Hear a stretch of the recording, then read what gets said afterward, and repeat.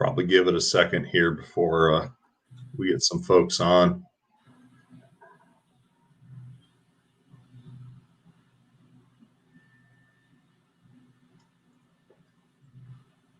So there's actually that's really cool. There'll be a chat that we can. Yeah, so this is really neat. This StreamYard.com or whatever that we're using is free, and it automatically ports to whatever you set it up for. So stuff like YouTube, Facebook, Twitch, a few others, you can port it to those streaming services and go live simultaneously across that if you have bandwidth to make it happen without lag. All of this I've found today, no prep time, we've had this scheduled for a week. Did you finally jump the shark and get actual internet, or are you doing this off of a hotspot? Yeah, no, we have 1 gig speed unlimited internet now. So that's why. Oh yeah, you could not do this off of a hotspot. Yeah, I didn't think so. You could not. How fitting that the logo of this service you're using is a duck. It's a mallard duck. There was multiple options, but I saw it to be fitting. And we've got some people jumping on now. Looks like 4 or 5 bouncing in and out. So we'll give it a few more seconds here, and then or a few more minutes, and we'll get rolling on the actual body of the podcast. So where are you going to hunt tomorrow? So we're going to go over to Johns Creek for Muzz opener. And Kelsey's good to go. We got her licenses squared away. She actually hasn't been out hunting since Christmas last year. Really? When we went on our duck hunt. How is she married to you and not gone hunting but once in 12 months? Nebraska was better. I'll tell you that right now. She went all the time out in Nebraska, once every 2 weeks at least. You have actually almost sold me on Nebraska. It's good. It's very good. There's birds. There's lots of birds. You're in Nebraska. Plenty of deer. You have almost got a sale. Power's cheap. Taxes are not awesome. They're about equal with Virginia. Their land taxes are not that great, but everything else is a lot cheaper. So people kind of probably mostly mind their own business too. Here it's not bad, but people there probably mind their own business mostly.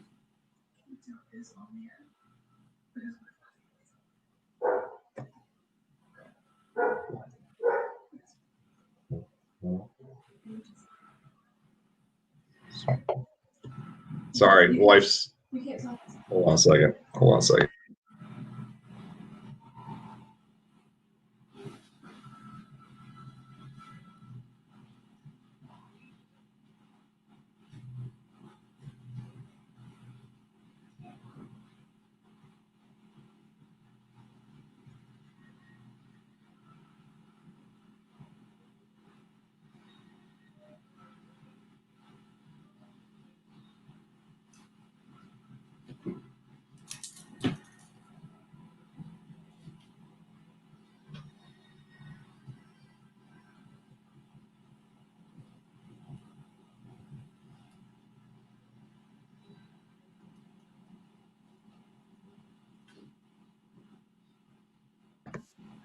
All right, I'm back.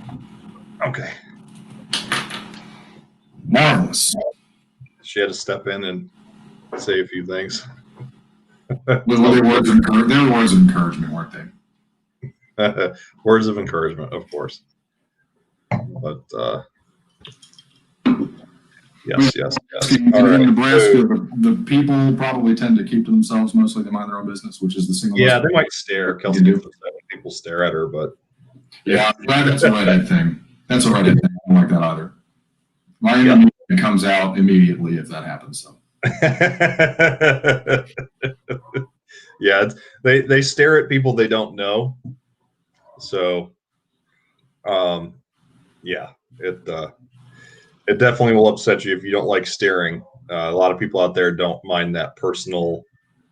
I guess it's not a bubble thing, just a It's the same in upstate New York. I think it's an East Coast thing. Like, you don't stare at somebody unless you want to screw them or you want to fight them, or both. And see, that's as well. I feel like livestock do the same thing. They stare for long periods of time, and I think they're mimicking their surroundings. If anybody's on from the Heartland, I apologize. I have been and I love it. Like, what is that? There's the Alex Jones audio meme there. Somebody stares at you for 3 seconds. Are you trying to have sex with me? They're like, no. Because if you are, I don't know you are. Also, the thing is, they don't have a lot of redheads out there. Like, it's less common than here. Mm-hmm. So when they see, they'd see Kelsey or whatever, and all of a sudden it'd be like, they'd be just like, well, there's something you don't see every day. So they'd stare. You may as well have been in Japan or something. Yeah. My uncle has a shock of red hair, and he said whenever he goes to Japan, he's treated like, I don't know, like he has a spotlight coming out the top of his head. Everybody just is fascinated by red hair. Well, I can imagine 99.999% of their entire population is nothing but black hair and brown eyes. Mm-hmm. Mm-hmm. And I'm not a full-blown ginger like I once was, but not far off. Well, all right. So we got some folks on.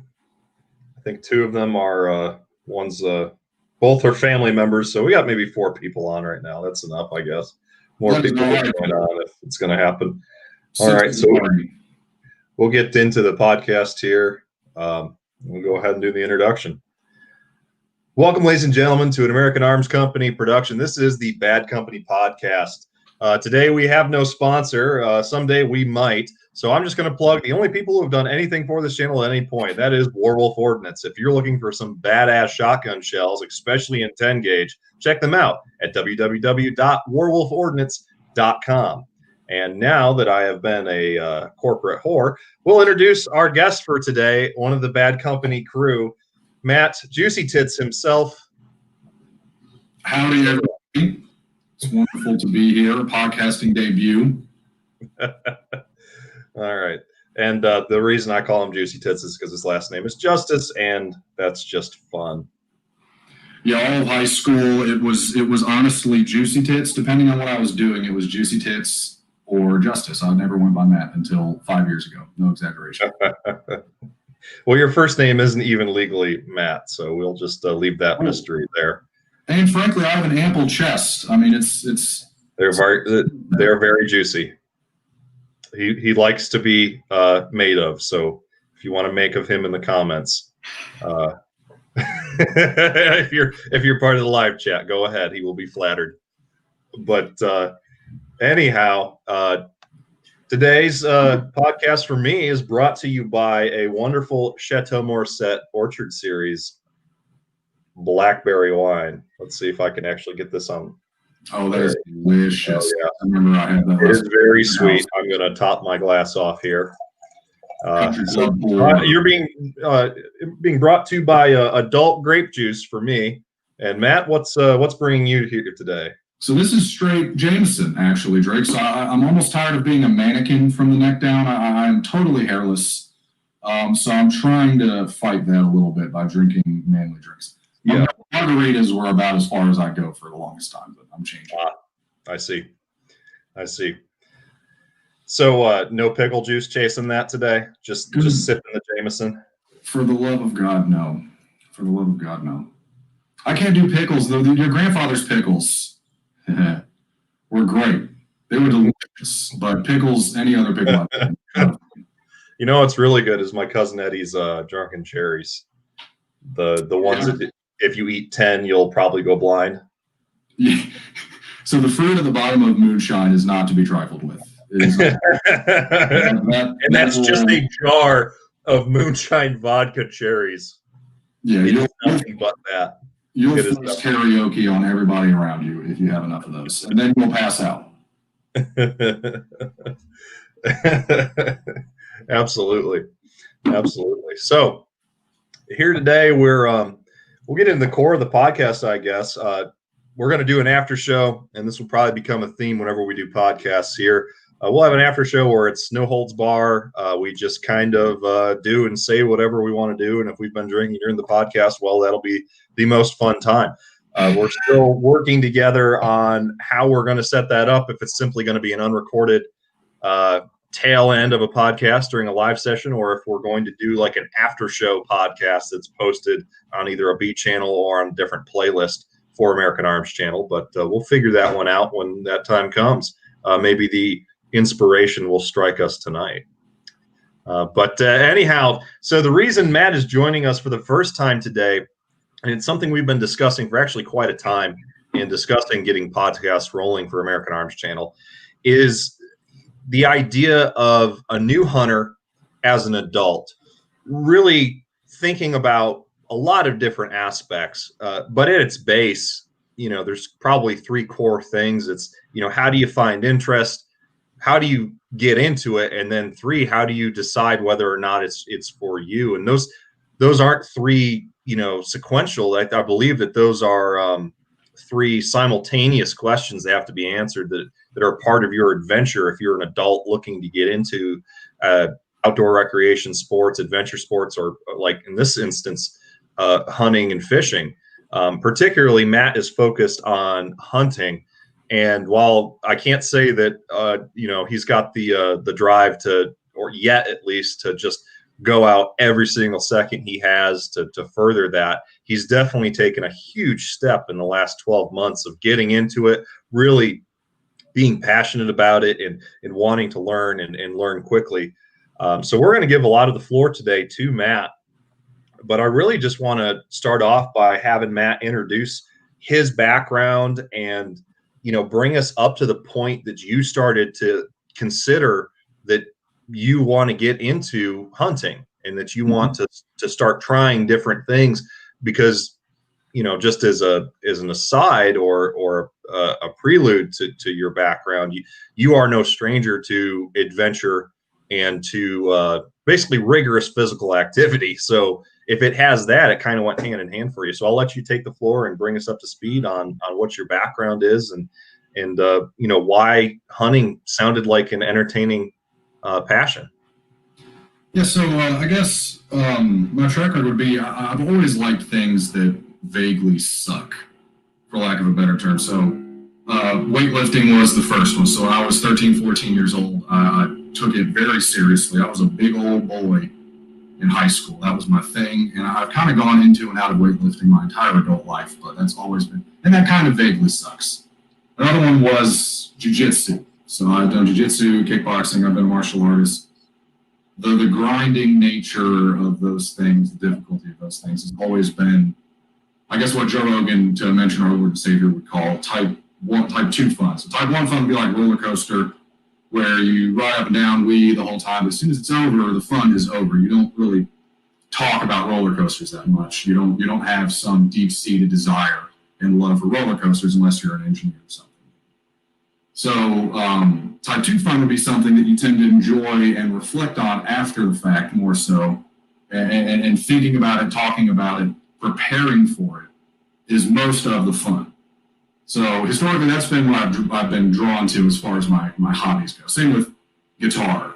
Guitar, you might play for a year and get 5 to 6 minutes of music you've written yourself that you're happy with. So with that in mind, I felt like I had that going for me. I grew up around firearms. My father was career military, so I was never a stranger to firearms themselves. I can't say I practiced as much until I started to get ready for hunting, but I was always comfortable around them.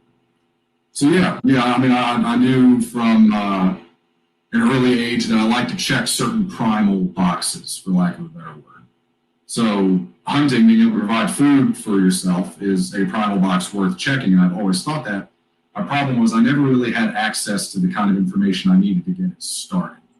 It's kind of daunting finding where to go, licensure rules, and then simply learning how to think as the animal you're hunting and find them in the first place. It's challenging. So in a world like we have now, you have access to so much information, but breaking it down and picking the stuff worth knowing is difficult. So that's where somebody like you comes in. But yes, right. That's the gist of it. I come from a background of liking things that vaguely suck, and loving them, and hunting was something I thought might fit in that category. Right. So, I mean, in essence, what happened with you is So you kind of had an interest in a venture like that for a while, but you didn't know where to start. And really, and this will kind of take us into one of the big topics in our discussion here tonight, is you didn't have someone to set your compass in a direction, right? So Matt and I, until very recently, here in October of 2020, were co-workers for a better part of a year and a half, and really started working together about, I guess it would have been September, October of last year. And we were assigned to the same community. We worked for a home builder together. And I, being the person that I am, constantly thinking about outdoor stuff and, doing work that's not what earns me a paycheck, basically. Hunting and fishing and camping and being in the outdoors and woodsmanship, etc., is really what drives my mind and my heart a lot. So very, very earthly drive in that regards.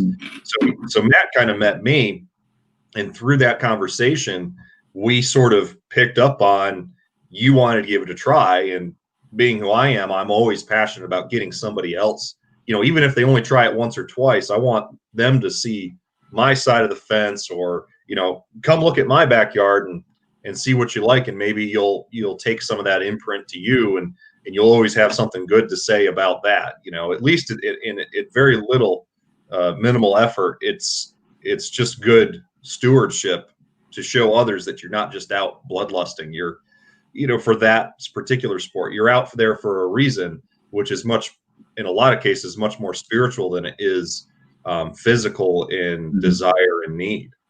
Matt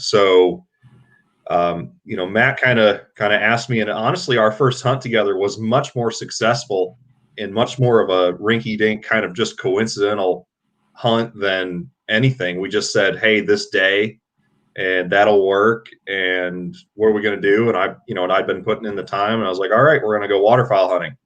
And of course, me being waterfowl hunting, big surprise, right? If 5 things about me, 3 of them are about duck hunting. So we go out for early goose season in teal, and it hits perfect. I mean, we had a beautiful morning, and I mean, at the end of it, we were at it from 4:30 a.m. until noon when we finally got back to the house cleaning birds, and we shot horrible at times. We both downed geese. We ended up taking 4 geese. I ended up having to run in the kayak through rapids a half mile downriver to pick one up. We should have dropped 4 at least in the one volley. I mean, we had a video up on the channel at one time, but I realized after it was uploaded, it was corrupted and the audio and everything wasn't synced. So I've made that unlisted, and just Matt and I have the links to that. It's kind of just for our memory. I have all the footage. Maybe I'll get a chance to re-edit that and post it someday. But anyhow, so that's kind of the connection there is, I think, and you give me your input here. I mean, what the first thing to do when somebody figures out that, hey, I want to give this a try?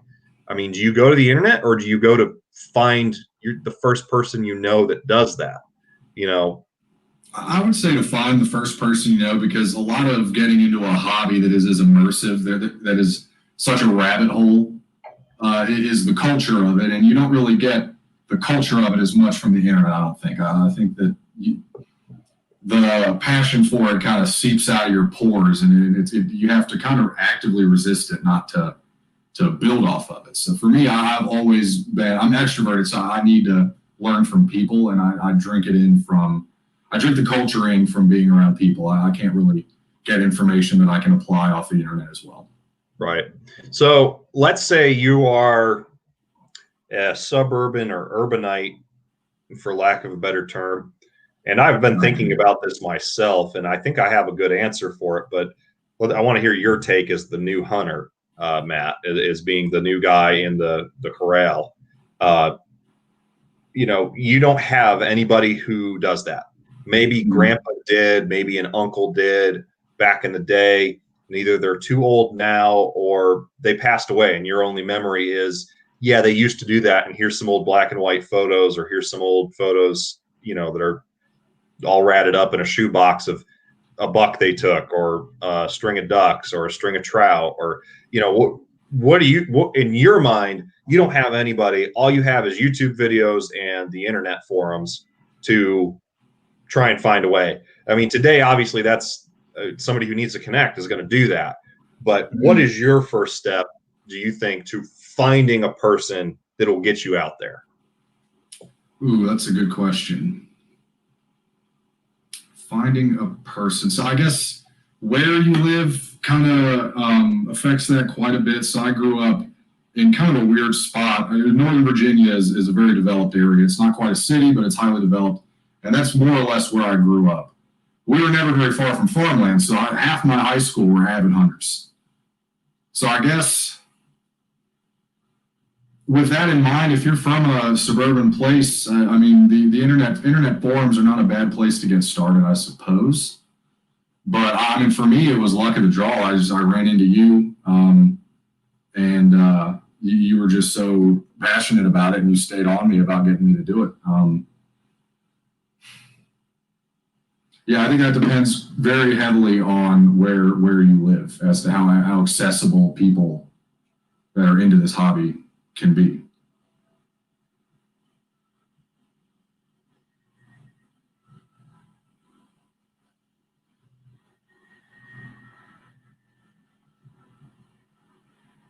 Hey, Drake, I cannot hear you. Give me one moment. Let me try to find out what's going on here. Sorry, I got it figured out. I had my mic muted because I had the local fire engine siren going off. I forgot I muted myself. Anyways, so I would go off that and say that to me, the two immediate avenues that I would say that somebody who's looking to do that and doesn't have a person, has no surrounding to get into it, right? Just again, sees YouTube, sees reviews. Maybe they've landed on a publication like Outdoor Life, or Peterson's Hunting or something like that, or they landed on the Ducks Unlimited website or something like that. They've seen something they really like, and it doesn't have to be hunting. It can be really any outdoor recreation sport. And they just sort of start getting into it, right? And they're like, I really want to do this. I think, honestly, one of your biggest avenues is going to be Facebook in this day and age. You can do a search and find tons of groups for your state or locality. Even if you live in areas like New York City, Los Angeles, Tampa Bay, Washington, D.C., if you live in areas that you're like, there is no way in hell I can drive less than 3 hours and find somewhere that I can just barely get a Saturday morning hunt in, I think you'd be very much surprised. For example, me being from New York, I know for a fact that there are a lot of waterfowlers and there are a lot of small game and bird hunters on Long Island. Is the access there? Not really. And a lot of it's locked up by clubs. But there's the potential to find a mentor, right? Also, if you go the other direction, you can be in farmland in 3 hours or less in Orange County and other areas, and go up the Hudson Valley area, and you can find public land areas. The same thing goes for if you're into, obviously in Tampa, deep sea fishing is extremely accessible. So there's a lot of folks who enjoy that. But maybe there's some guys who are like, I really want to go out on a teal hunt. Or I see these guys, posting videos of shooting wood ducks and teal up in the swamps. And heck, take a 2-hour drive or less, and you can put yourself in a place that somebody can help you, right? So the first thing to do, I would do, is search for a forum, an active forum. And I would do my research, right? I'd look through posts. I'd request to be a member, and then I'd look through posts, and are the guys seem like they're decent? Because and I have a podcast up about this. Sometimes in this community, we're our own worst enemy. So you got to sometimes filter through or try to look at, hey, is this a group of guys that looks like, or girls that looks like they're taking care of each other, and they're, there might be some ball busting or some rib jabs, but they're actually focused on, hey, let's be welcoming to new guys, and let's try and better ourselves and share our passion, right? Examples of that, if you're on Facebook, Fellowship of the Duck Gun, fantastic group. There's over 3,000 or 4,000 members to date, and they really don't get at each other. And they're not really that much, they're not moderated that much. The admins don't do a lot. they post and stuff, and they do a whole bunch of different things. But if you're into waterfowling or you're interested in it, you can find somebody right there. You could put a post, go, hey, I'm in Central Ohio, or hey, I'm in Northern Colorado, and I'm really interested in getting into this. I need a mentor and somebody to help me out and show me direction. Is anybody local? And you'll find, I'll tell you, you'll probably find 5 guys that'll be like, yeah, I'll take you out. You're not going to be best hunting buddies, but you'll find a couple guys that are like, hey, let's get you on a couple hunts. Let's get your butt started. And you're a big boy or a big girl. And we're going to push you out of the nest real quick. And it's going to be like, happy first season. Go figure it out. We'll be here if you need us. And there is that opportunity everywhere. So that would be my number one. My second place to stop would be with organizations like Ducks Unlimited, with organizations like National Wild Turkey Federation, Rocky Mountain Elk Foundation, Whitetails Unlimited, Pheasants Forever. You name the game species, there's an organization for it. You name a conservation practice or a sporting club, something that could be a sporting club, no matter what outdoor recreation it is. And there is going to be a group of guys and gals who do just that. And it will either be an actual club or it will be a national or state organization. You reach out to them, find out what your local chapter is.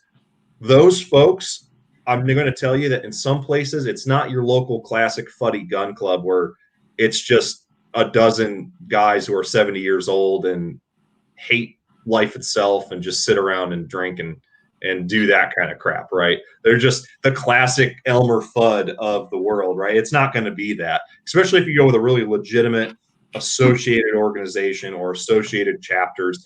You're going to find a couple people that are really going to be passionate about introducing you to the sport. So I would say those are your 2 avenues. I honestly wouldn't even bother with the organization route unless that you haven't found anything locally.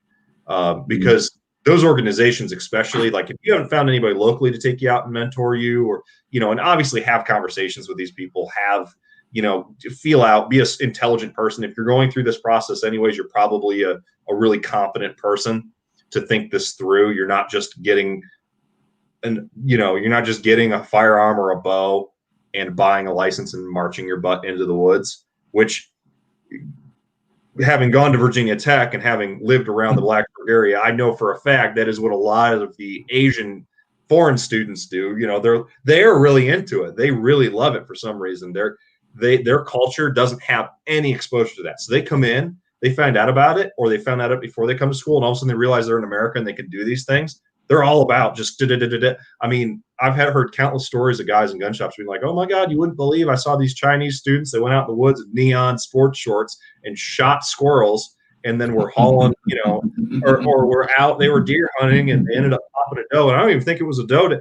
These kids don't really know. They're just like, it's deer season. I will say I saw a deer. I killed a deer. And now, so there's there's people that are going to do that, right? That are so excited about it. But I think a lot of folks who are going to be adults and come into it in this sort of situation like you, and I'll end my long-windedness and we'll get you talking again. I think you're going to be really competent to just put in the effort, because that's a key takeaway. I know we talked about, you wanted to impress. It's effort. It's work. Just getting started is a lot of work. I mean, you knew somebody, but I mean, you had to actively take on this is what I'm going to do. He's going to help me. I'm going to learn. And then I don't just show up, and I'm not just you can't just expect your mentor to put you in front of an animal. In fact, your first series of hunts, you should expect to not be successful. A majority of your hunts in total will be unsuccessful. And that's something you need to just accept before getting into it. But yeah, that's why you have to love the process. Just a funny side thing, I think a majority of the time that I've been to the range, I'd say 50 to 60% of the people I've seen there have been Chinese students at Tech. It's crazy just how many local free range. Yeah, I love it there. I love it.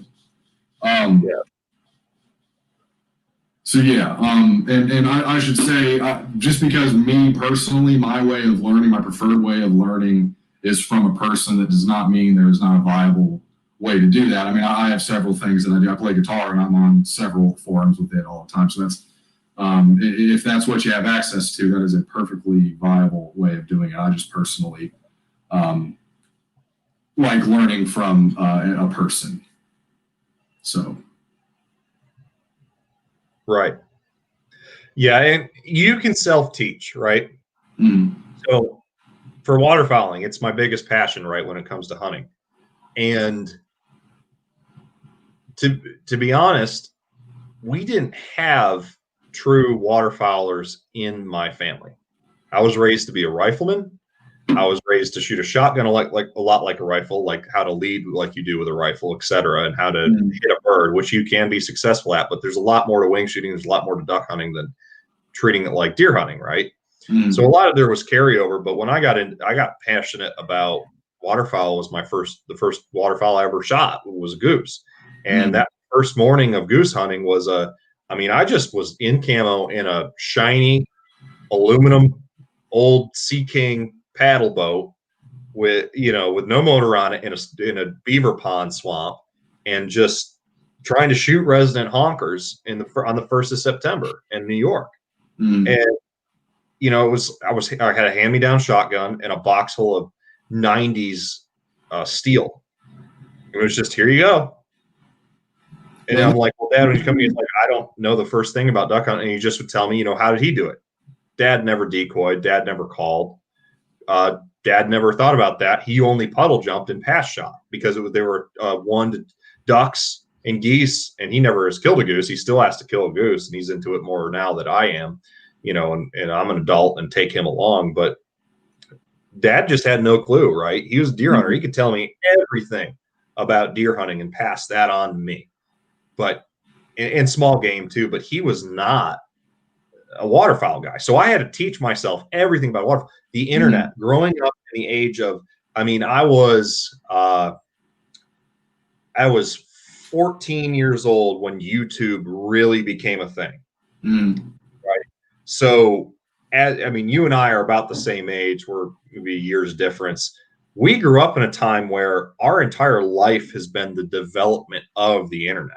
I remember not having a computer in the house. I remember having a 3 channels on the TV and having a phone on the wall. I didn't know what a cell phone was, right?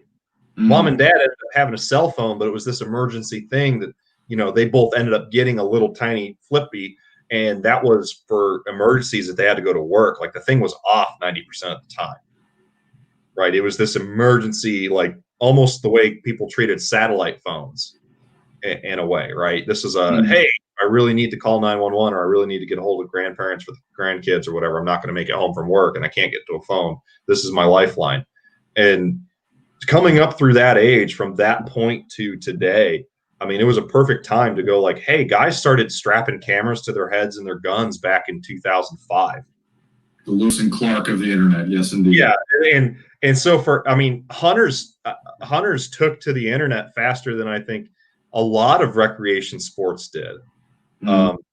You think about we're the first people in motocross to start strapping cameras to themselves and really filming that stuff. Well, yeah, they were doing that stuff in their basement and doing VHS tapes, but to upload it onto the internet, hunters were some of the first people doing that kind of thing, right? It probably has a lot to do with just the things that you see while you're hunting are just absolutely one of a kind, and they're hard to and like you have just a plethora of stories, and I even in my few, I have things that I love to tell anybody that'll listen. There's just so much that happens in the woods, and there's so much beauty in seeing a sunrise that is just worth documenting. And I think that it's contagious if you could show people. It's absolutely contagious. Absolutely. Like for me, when we went deer hunting, I didn't see a deer, hear a deer. There was no chance I was going to see or hear a deer because I was within smelling distance of a black bear. The first time I ever went in the woods, I got to watch a black bear. I don't know. I'm a total noob. I cannot judge distance. I give you 3 different distances, 3 different times telling the story. But I was within smelling distance of a black bear for 30 to 45 minutes, and I watched this thing do its thing. And I was looking at it through my rifle scope the entire time, and I would not have had it go any other way. I didn't see what I was hunting. I didn't have a shot at what I was hunting, but I would not have it any other way.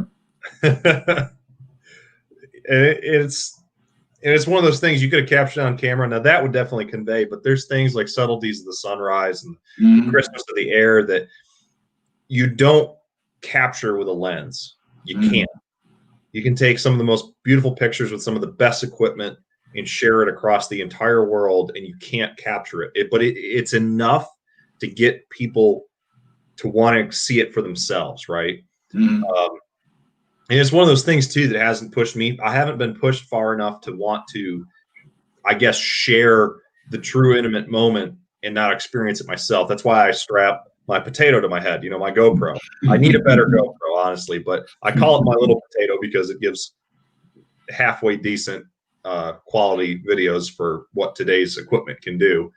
And it's just my perspective, right? And it's more so I post it to share like everybody does, but it's more so for me and my buddies, right? To see the hunt again, right? Because in 10 years, we might think, oh, remember that day we went over to that lake and, or for our example, remember that day we went and it was just a terrible rainy day and we ended up coming home with a dog. It's a completely different story. The story I had in my head, and that was like the fourth one. There's so many.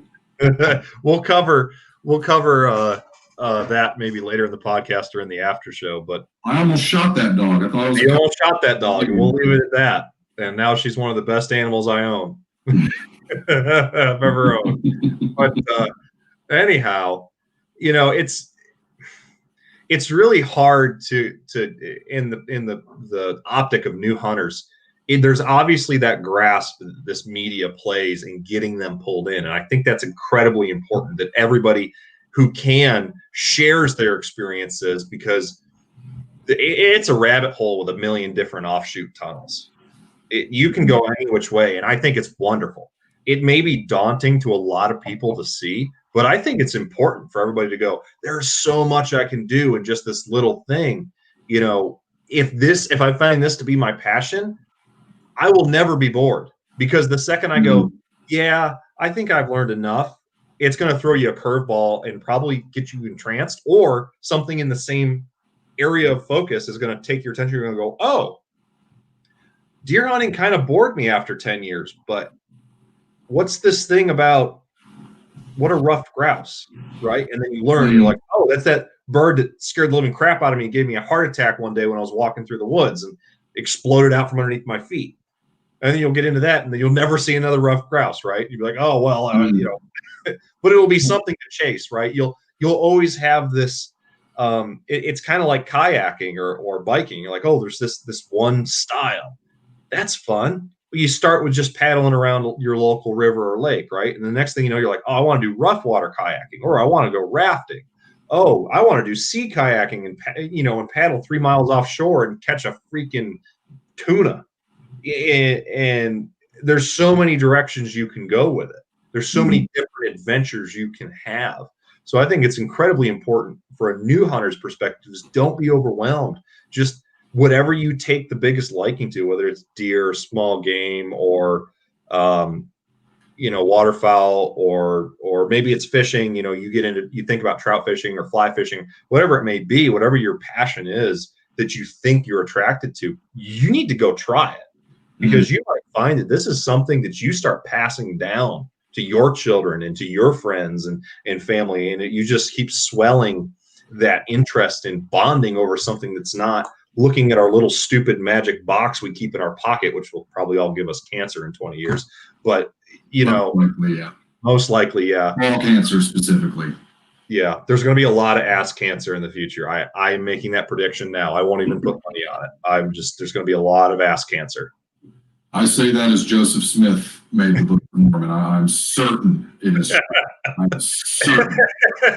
I feel like with hobbies, they are only worth doing so long as you enjoy them. So right. Get stale. Like I play guitar, and for probably 6 years, I played fingerstyle guitar exclusively. And then that got kind of old. So then I started playing my favorite thing, and I jump around. It only is good as long as it serves you. And with hunting, the worst case scenario, the worst thing that can happen is you spend a day in the woods. You see a sunrise and you spend a day in the woods. With guitar, the worst case scenario is I get mad because I keep fat fingering stuff and I smash my guitar on the ground. The worst case. Well, maybe you do, because Yeah, but like with hunting, you're just going to be in the woods. You're going to be on a kayak. You're going to be with friends, or you'll be by yourself, and it'll be incredibly serene. And Oh, it's once you get through, and this is something I like to tell new hunters. I know I've told it to you, Matt, when we first started. There is going to be those days after your first successes and after you start to feel you're not seasoned. Like I'm a young guy. I'm a young buck. I've got a lot of hunts ahead of me until I go to the happy hunting ground in the sky. I've got a lot of hunts ahead of me. But I'm not uber focused on I gotta take the limit, I gotta kill these birds, I gotta kill this deer, I gotta, and I'm like this on the ground, right? All I see is the deer tracks. All I see is the wing or listen for is the wings in the air. I've gotten to the point where I actually stopped seeing as much of what I'm looking for as I just am there. One of my favorite and most just deeply spiritual moments every time you go into the woods, you go into the marsh, you go to the lake, go to the river, when you're out there, and it's part of the reason I try to get away from other people as much as possible when I'm going and doing this, is I just want to become part of that, right? I want to stop being a stranger and an intruder, and I want to be part of it. There is that moment as the world wakes up and or when you sit down after a long walk and all of a sudden the tweet birds and the squirrels stop having that interest in you and barking at you or bopping around you, and they just sort of move on or just exist around you, right? You're just part of it. They treat you no different than any other critter that's going to come wandering through. It's that point, when you reach that point in your mindset and in your passion for the sport, for the tradition. I think it's better to call it a tradition. And I would honestly say blood inheritance. I mean, it's built into our biological nature. Yeah, primal box. You're checking a primal box. I agree. Yeah, it's that primal box you talk about. It's just you're there, right? And you take that breath and you don't think about breaths anymore. You don't think about time. I mean, one of the hardest things for me is, once again, this little magical box we carry around. This is very hard these days to leave in the truck. This is very hard these days to turn off and put in the pack, because the wife wants to know you're alive. Your mom wants to know that you're alive. Your dad wants to see how successful you are. You feel like, oh, I got to share everything. Oh, look, the deer I just dropped. Oh, man, look, everybody on YouTube, everybody on Facebook. Oh, am I great? Because there's this need to be social and a creature of sharing. And that's what we really are. But in a lot of ways, I am the biggest sinner when it comes to this. I need to stop taking this. I need to stop taking this phone with me. This little magical box does more evil to me than by just being present, because if I fall into it. I've had hunts, and I did it one year. I was sitting there, I was waiting for deer. I just chased a little button buck around. I'm like, well, where's your mom? Kind of thing, because it was a doe day, and I didn't want to take this little guy, and I'm looking for him, and I'm just keep following him 50 yards at a time. I'm like, he's going to get me with a doe. Like, I'm going to see a doe, right? It never happened. And I just sat down, I'm looking around, and I start, screwing around and and then next thing you know, I look up, I'm like, I've been sitting here on the freaking phone I've been sitting in front of a gully, which is probably going to have a deer walk through. A deer could have walked 100 yards away that I could have shot. They could have magic monk dance right in front of your face. You had no idea. Yeah, I had no idea. I go, the hell? And I turned this thing off, threw it in my backpack. I was like, it took me 15 minutes. And there's that little evil urge, like, I don't know, you got to have your little magic box. You got to look at it. You got to look at it. And I went, no. And I put it away. And I took a deep breath and I go, holy crap, this is so much better. And I look at my watch, and I feel like I've been out there for 3 hours. It's been 35 minutes. And I go, wow, I sit here and zombify on this thing so often. And that's what I think a lot of new hunters and a lot of new outdoor recreation people are going to find. I mean, like we go on a rafting trip, right? You and I and our wives, your fiance now, congratulations again. We're going to make that public here. So he and his girlfriend. My boyfriend. No, you got to leave him out. You can't. Oh yeah, Aaron. No, he.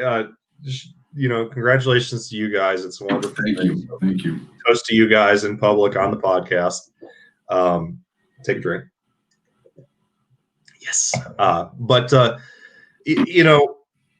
we go on this rafting trip, and we were on the Gauley for probably 6.5 hours. I'd say maybe a little less, but very close. Yeah, very close. Yeah. Well, I mean, if you put the bus rides on it too. Okay. Yeah. The whole entire time, I don't know if I even took the GoPro. I think we were just like, the hell with all the electronic stuff, leave it in the truck, and we just went. The whole time. Yeah. We were up from, and that's one of the great things about hunting. You can get up at 4 a.m. and you won't get back until 1. You've already had a full day, and there's still a day to live. Mm-hmm. That suits me really well because I've been a military family, so I had no option of sleeping past 7 o'clock. So I've always been a morning person. I was waking up and cleaning the friggin' house or doing something. But I've always been a morning person, so that's also, I think, very important in learning to hunt. And even if you're not a morning person, you can still get up at 7 o'clock and go for afternoon or midday hunts. It doesn't. That's true. Morning is great. It doesn't determine success. Just get out and do your thing. I guess my real basis of that segment of the conversation is when you're not doing this kind of stuff, when you're just playing video games, when you're just laying in the house doing nothing, human beings are not. I mean, it's great to have rest. Don't get me wrong. I am probably one of the laziest guys when it comes to oh man, I've got nothing in me. I'm going to go lay down. The days I've hated the most in my 26 years of life have been the days that I knew I should have gone and done something. I knew I should have made myself happy by just going and trying, right? And I didn't. I said, there's so much work. And I got all nasty about it in my own head and just laid there and did nothing. And then I hated myself. I hated myself for it. So human beings, our condition in life almost requires some form of suffering to achieve success. Because if you have success, it can't really be success unless there was some sort of suffering to lead to it, right? There is that there's that pain, that growth, that blossoming. That to get the beautiful flower, you have to go through the trials of planting the seed and growing the seed and tending to the seed and making sure nothing happens to the new plant until that rose is matured and blossoms out. And then you have your product, right? Then you have the fruit of your labors. That's why there is that idiom, the fruit of your labors, because you have to put in the time, you have to put in the work. So if you're kind of person that's like, oh man, I don't want to do anything more than it takes to exist, it's that roller coaster example. And I'm glad you made that at the beginning of the podcast, because I wrote a paper my freshman year of college that focused on used exactly that example. If you're thrilled enough to take a predetermined path of point A to B, you're just a get there person. There's blinders on. I just want to do this, and I'm going to accelerate my heart rate and feel and then I'm good, right? But if you're I got to know what's on the next river bend. I got to know what's over the next hill. I've got to find what's through that next experiment. Even if somebody else has found out before, you may ignore their results just to learn for yourself. Yeah. If you're that type of person, hunting and outdoor recreation is your thing. It is for you. And like for me too, this might be a point worth making. So I'm wired hot. I have a lot of energy. If I don't exercise almost every day, I know the minute my head hits the pillow that I have goofed.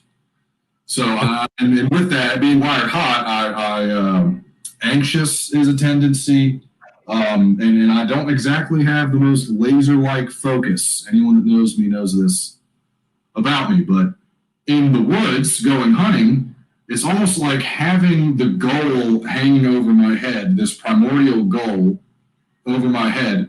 I am dialed in. I cannot think about a thing except for my next step, that sound I'm hearing. looking over the ridge. I cannot think about a single thing except for where I am being a part of this ecosystem. So it almost is like it was, and I don't want to sound too woo-woo, but it was almost like an out-of-body experience. My first time going and doing it. After we set up, we sit there, we're waiting on sunrise. Being in the, not wilderness, I say wilderness, but being out there with that intention, it was very, very special. And for as somebody that has dealt with anxiety and frankly ADHD my entire life, there was none of it at any point in time in the woods. Right. It was quite, and that was actually a concern that I had before getting into it. I was like, am I going to be trigger shy? That was one big thing. I was like, am I going to see this animal and seize up? I worried about that more than I ever would. Yeah. Which was not a problem, fortunately. But I was also worried that I would just be so scatterbrained that I would have no ability to enjoy it. I'd be uncomfortable. It was none of that whatsoever. I mean, you can, that 2 minutes you can unpack for hours. What you just said, you could unpack for hours. But the three things, I say three things. I'm always like, oh, the three things. I'm going to hit on a couple points that you talked about and kind of work backwards. But that freeze up that you're worried about, that's part of the reason why you were like, I want to go deer hunting. I was like, hold up, wait a minute. Yeah, go. Let's do something that's not as big, not as intense, because I can tell you and you still haven't killed a deer yet. But I was like, let's not wait. Let's get you. And I explained to you why. I told you, like, hey, let's get you on small game. Let's get a squirrel or a goose or a duck or something, right? Let's break the ice with a very small animal, because you've got to, when something's incredibly smaller than you are, you've got that, I got it kind of mentality, right? You're like that cat in the corner that's been eyeing that fly on the wall for an hour. You're just like, smack. Oh my God, I got it. Wonderful. Let's eat it, right? And you don't get that time to really go, oh my God, until, of course, we're humans, so we're not immediately just tearing the thing apart. I mean, if you are, more power to you. But we're not, yeah. But if you're, you get it. Like when I put that, the first animal he killed, it was kind of a half kill. You shot twice, you hit the teal, and I swung through and I shot twice, I missed it. Yeah, you made a friggin' Michael Jordan in the fourth quarter game. Yeah. Shot. You shot through a bush. That was ridiculous. Sorry, go on. Yeah, you're like, did you get it? I'm like, yeah, I got it. That was ridiculous. To be fair, it was a point-blank shot. It was the first shot in anger you'd ever taken. But the point was, I put that in your hand. You're like, oh my God, he's kind of cute. And I was like, yeah, I warned you, he was cute. Teal are cute. Noises. But you were like, they taste good. And I'm like, oh my God, they are the best duck you can eat. Because they are. They objectively are the best tasting duck. We ate them that day. I mean, you ate 3/4 of the duck. I had a leg. You ate the rest of it. And you put it over a bed of rice. Once again, it was that whole thing of just getting into it, right? It was just diving right on into it and in that complete immersion. But if you're a new hunter, if you're going for this and you're a new hunter, or you're somebody introducing a new hunter, I think you really, really, really need to start on small game. I'm convinced of it. I think you need to start there, because that freeze up can occur. Because when it's an animal that weighs as much as you do, and it stands up to your belly button or chest high, like that's an intense moment. You are not able to have any sort of mental dissidence in that. This is my focus. This is what I'm going to do. And as an adult, you think about it much more. As a kid, it's very easy to tell a kid, like, hey, the deer is going to come up. We need to wait for the broadside. You're going to do just like you practice. You got this. I'll tell you when to shoot. Or if you feel like you can shoot, you shoot. It's all depends upon the age of the kid, et cetera, right? But you've got that. The kid is still a soft piece of clay, right? You're still kind of helping shape that kid, but you're wanting to give them the tools to shape themselves, right? You don't want to be the potter. You're not God. You want to give them, like, hey, I'm going to kind of give you a form. You finish the details. And that's really what we do with kids, especially in hunting. But when it comes to an adult, I mean, there is much, much, much more mental block. So just that little aspect in of itself, I think you need to start on small game or birds. And if you pass that, you're like, oh man, this was holy crap, that was exciting.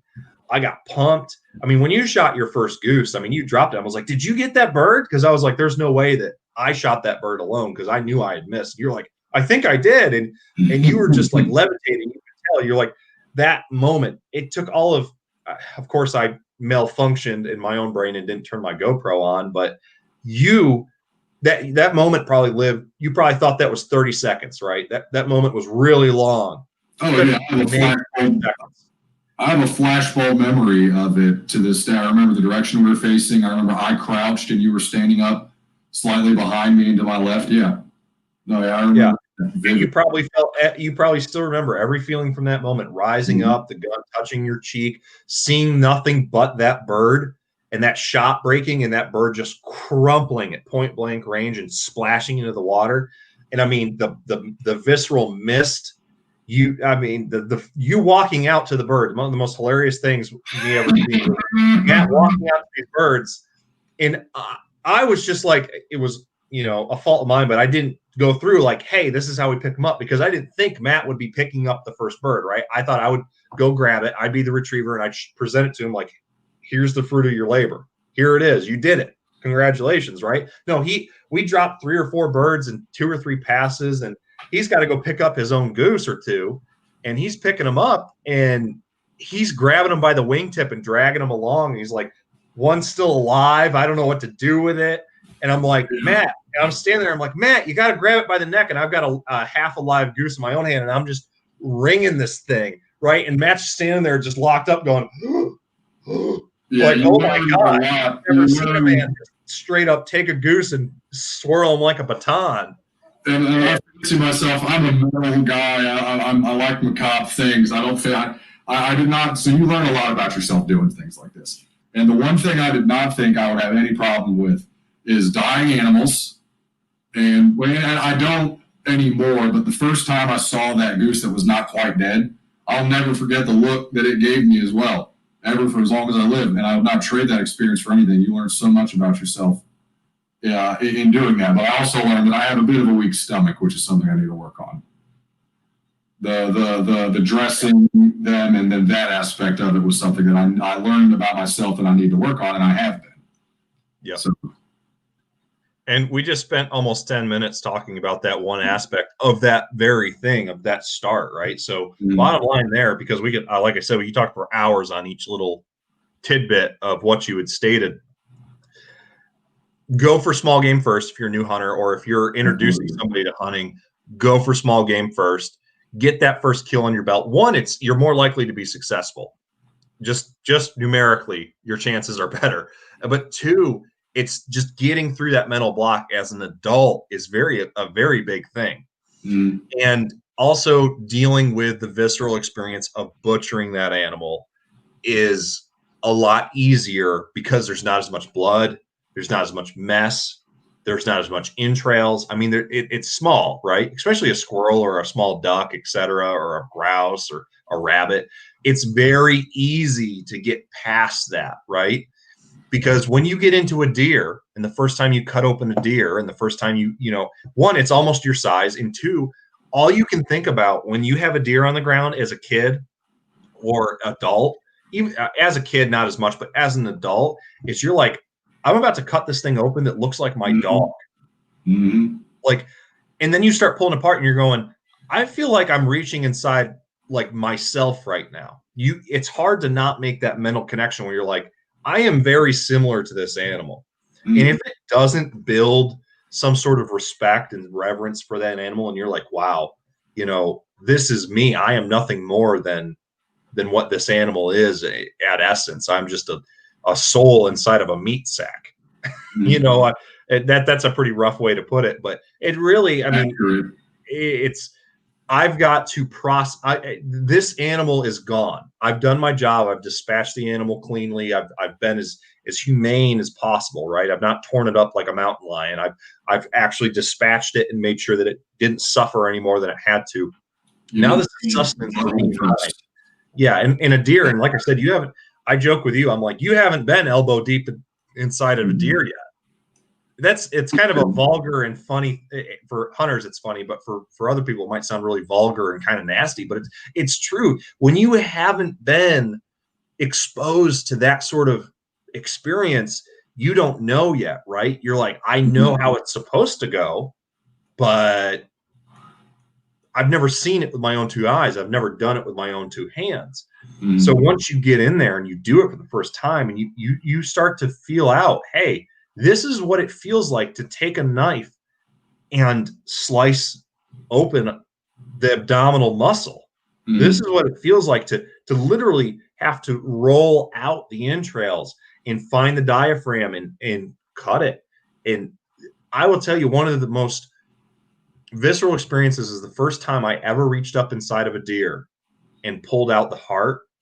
You know, it was just bouncing around. The cardiovascular sac was ruptured. It was just pretty much severed off, but it had a little bit of attachment left. I reached up in and I had resistance, and I pulled it out, right? And it was in my hands. I remember cupping it in my hands like it was a precious gem and staring at it going, this could be my heart. Yeah. And thinking to myself, I have to do something with this that is worthy of this animal. Even if it's just feeding it to my dogs, it's not going to go to purposeful waste, right? I'm going to make use of this creature. And so, you know, what this creature left behind. And that's another aspect. And I try to introduce this to new hunters too, is I'm like, you know, there's the aspect of, hey, this is how you find the animal. This is how you kill the animal. This is how you bush the animal. This is what you look for tracking. This is what you look for a good shot, etc. But when it's all said and done, your primary job is done. I feel terrible. If I haven't dispatched an animal outright, I feel awful. It can quite honestly ruin a successful hunt for me if I screw it up. And so what I try to imprint on new hunters, and Matt, you chime in, you know, based on your experience of what I've taught you and shown you as me kind of being your mentor in this example. When you get that animal on the ground, it's important for you in your own way to pay respects to that creature, because you did just take a life. You ended its existence. It was going to die just like you are someday.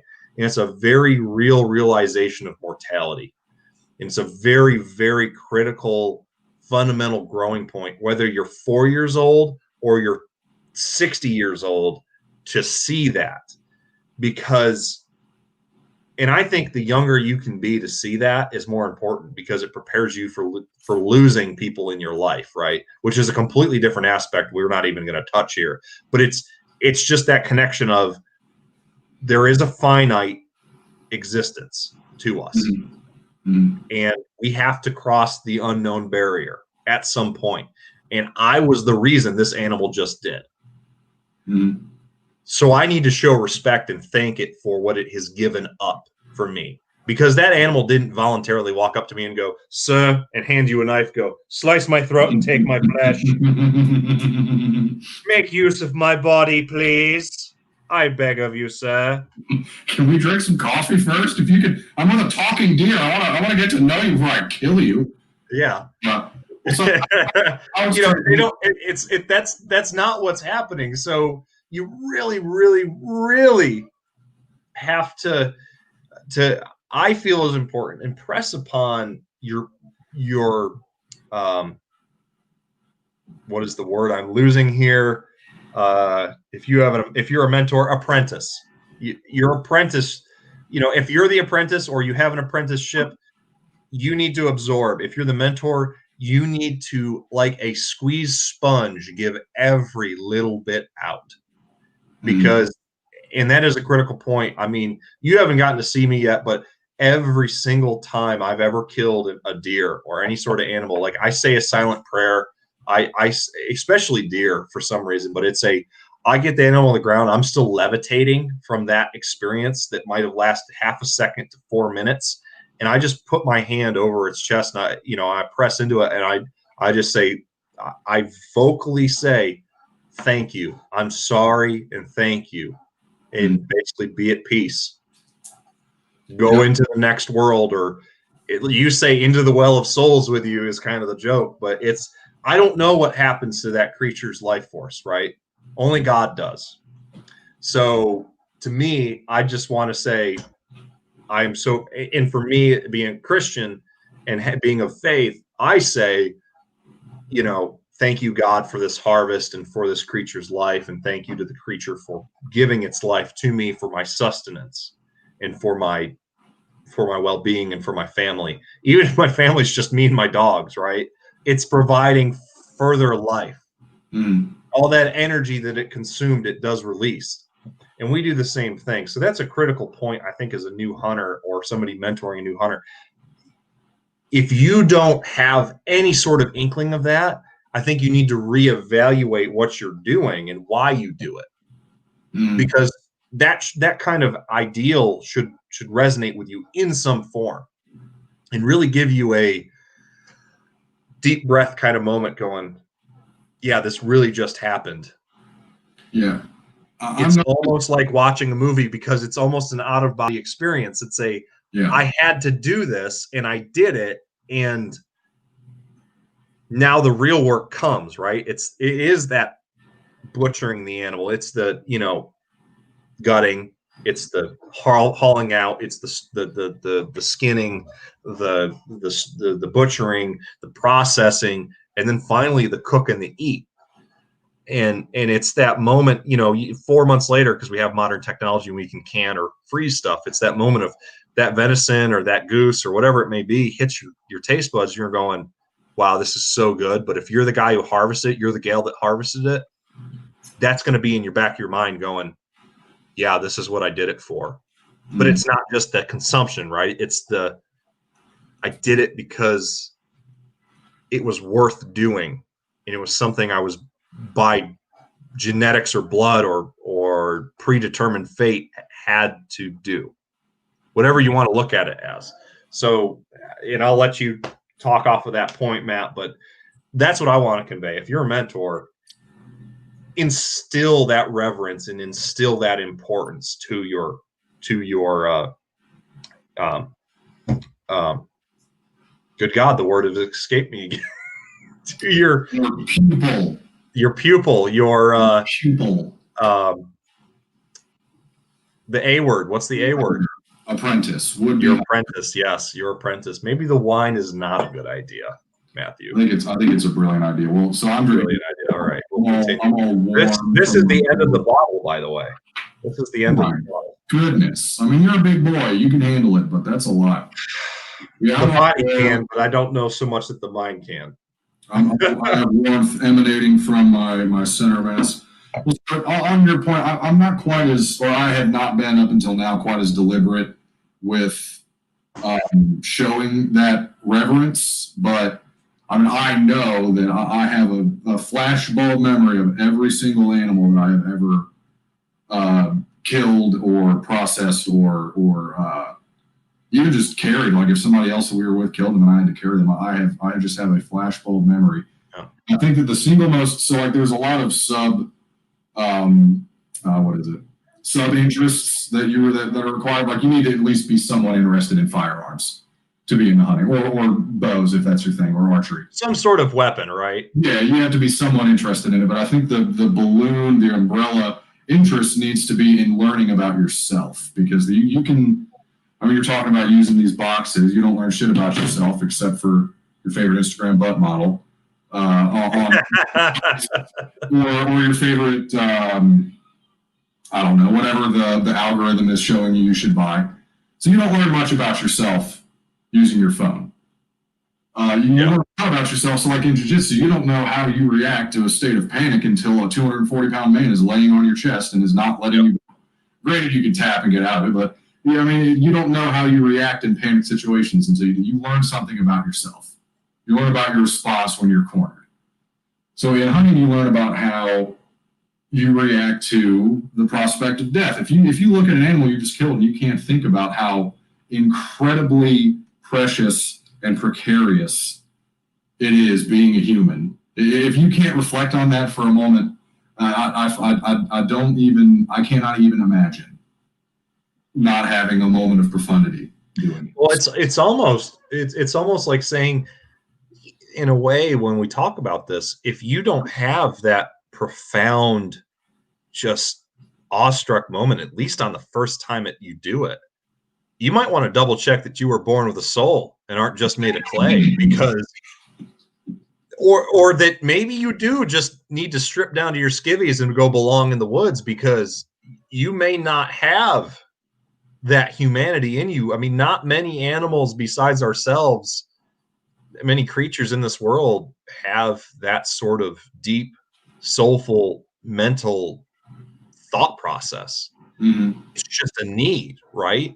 I mean, we cultivate creatures and plants for our own consumption and use. We have ultimate control over this world to an extent, right? There are limitations. Yeah, And the world will right itself if it needs to over our influence, but we have to be good stewards. And that is an incredibly important part to consider, is that the stewardship, it's part of that realization, that profound moment, is that acceptance of stewardship. It's, I not only have control to take this animal's life, I have control to influence this animal's life up to the point of taking. You know, I still have to a lot of times outsmart the creature. I have to understand its habits and its needs and its wants and desires and its true ecology. And I will tell you, some of the best hunters may not have a degree in ecology or biology, but they know more than your average gal or man knows in a university about these animals, because they live with them, because they see them every day, because their entire mind's focus is on that creature and the stewardship of that creature. Because there is nothing more frustrating, rewarding, and trying than having to care and steward for land and a creature that ultimately you don't have that much influence over, that you are forcing yourself to make those influences on, that if you disappeared, they might not do as well or they might do better, but you're trying to make it so that they conform to what you believe is going to be best for them in a way, because that bloodline is going to exist in some way, shape, or form for that creature somewhere down the road, right? It's probably not going to be as great because of how much influence we've put on this earth if we aren't good stewards. But we are entrusted as stewards of this earth as being, just from a biological standpoint, the top dog. As a faith-based standpoint, in my personal perspective, so I won't speak for you, Matt, but God entrusted us as stewards of this earth, you know, upon our creation. We are this special child, right? We are, everything is below me, but the rest are below you kind of existence. So our neglect is bad stewardship. Just letting whatever happen. I mean, look at the wildfires that happened out west, just from basically just letting the forest, through our inaction, gather too much tinder over 100 years. And then they want to blame it on this climate change, which, you know, once you dig into it, there's things we've influenced and there's things we couldn't possibly have any control over, like the sun. How in the hell are we supposed to influence the way the sun acts upon our atmosphere and our magnetic field, which drives weather events on Earth? You know, there's so many things. Yeah, solar activity is one of the single most important things to the Earth's climate, and it is constantly in flux. But it's that idea that, you know, one, we are stewards, but don't get too full of yourself, right? And people have this cognitive dissonance where they're like, we don't have that much control over Mother Nature, but we're ruining the Earth. Well, I also love what?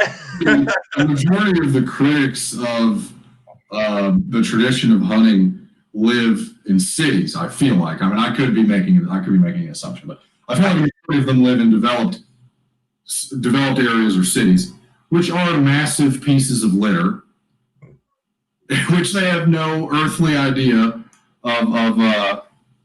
I don't want to speak too out of turn here, but it's they're massive pieces of litter, and they criticize things they've never seen or done.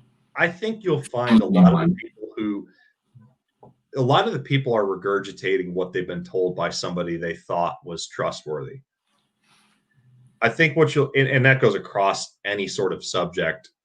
whatsoever. But I think what you'll really find ultimately is that these people have no concept, who are truly adamantly against hunting and haven't been exposed to a positive influence in their life when it comes to this particular topic. It's because they're either control freaks, and this is their passion they've latched onto as a control freak, which I genuinely believe.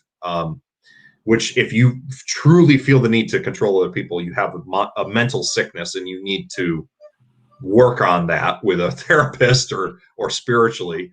But I think that what you'll find when you really dig into it is that these people have no exposure to it, and they don't go through the mental, I don't want to say strain, but the cognitive process of understanding that to exist, just exist, not live, because we can categorize living and existing into two separate realms if we really want to dig into it. If they just want to exist, they have to consume, and something has to die for that to happen.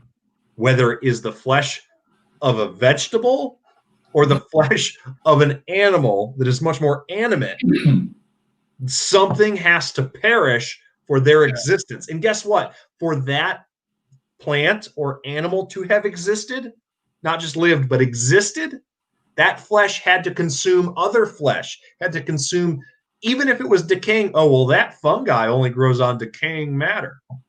The matter's decaying because the fungi and bacteria exist because the matter once lived. There are very few creatures in this world that exist off of literal dust. And I can bet you that that dust once came from something that lived.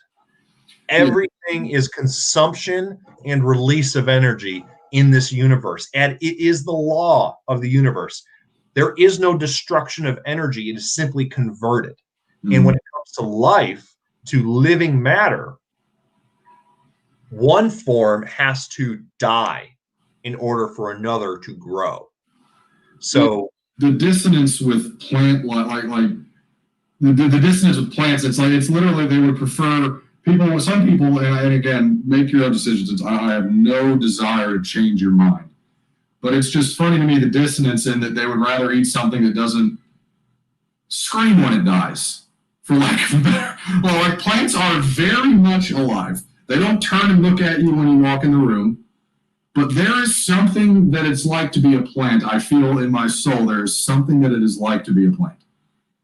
And they give themselves to us, and ultimately when we die, I mean, nowadays most people bury or cremate, but previously you would die and you would give yourself to plants. I mean, it's an ecosystem, but I think that the dissonance here, and again, back to knowing and learning about yourself, is that some people would rather eat something that is quiet when it dies, and other people understand that you got to get your hands dirty, I guess. I don't know how else to put that. Yeah. What's that willingness to get your hands dirty, right? It's like, maybe it's just an exploratory moment for you. If you're getting into hunting, you're like, hey, I just really want to be part of one harvest and go through the whole process and consume it to understand in part where my sustenance comes from and how I continue to exist on this earth until a force beyond my control decides otherwise.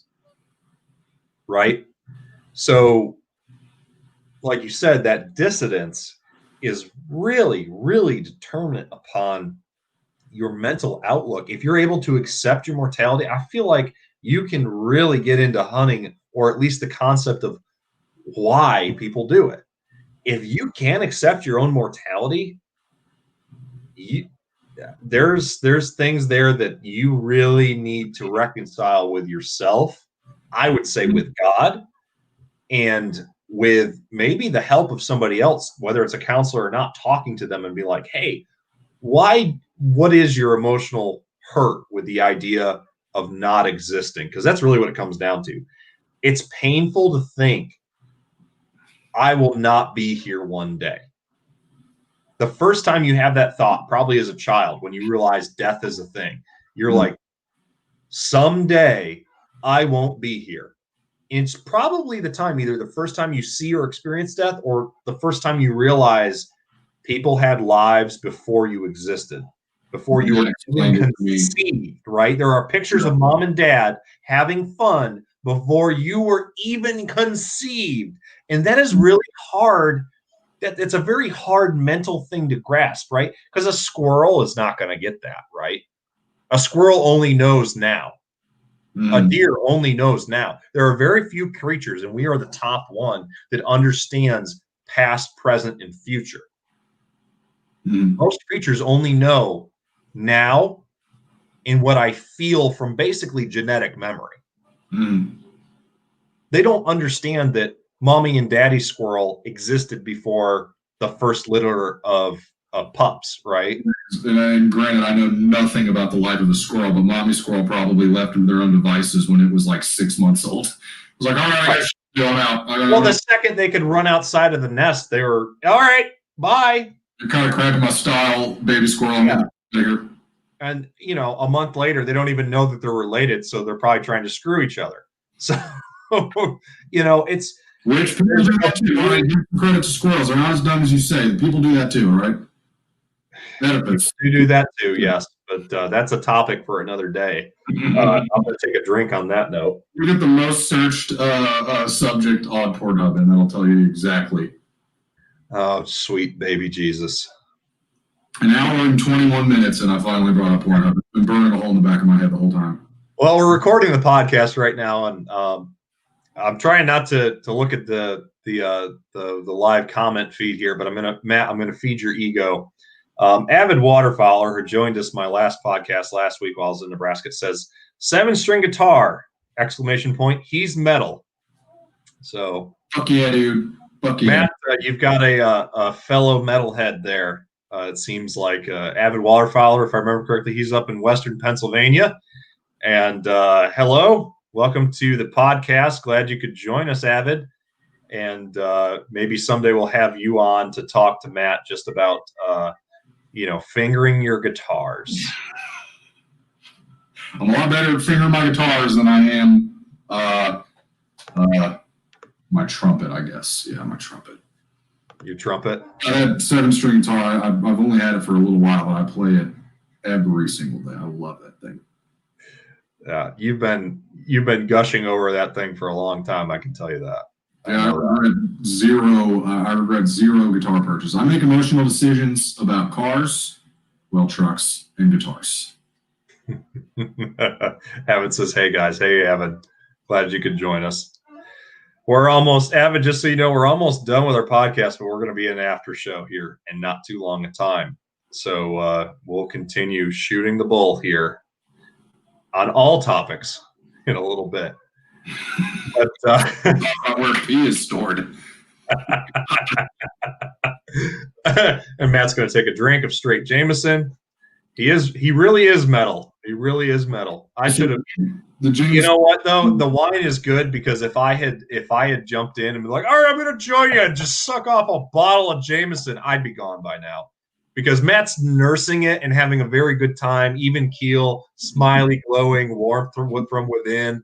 I would have been, you know what the problem is with squirrels? It's just like the problem I have. It's my mom. Why did you love me more? But a little taste of what the after show is going to be. It's going to be a complete expletive fest. But anyhow, yeah, like I said, we're winding down here. I think we've really covered a lot more in depth about hunting itself than it is to be a new hunter. But I would say one of my final questions to you, Matt, for guys who are either mentoring or apprenticing as new hunters or looking to get into it, what are your top 5 takeaways from your first year as a hunter, from the very first hunt to today? What mental state have you gone through or changed, and what has become your attitude towards the tradition and passion and honestly the genetic inheritance of this primal drive? So top 5 takeaways. So the first, and this is kind of what we were talking about most recently, is that it is, above all, it is a spiritual experience.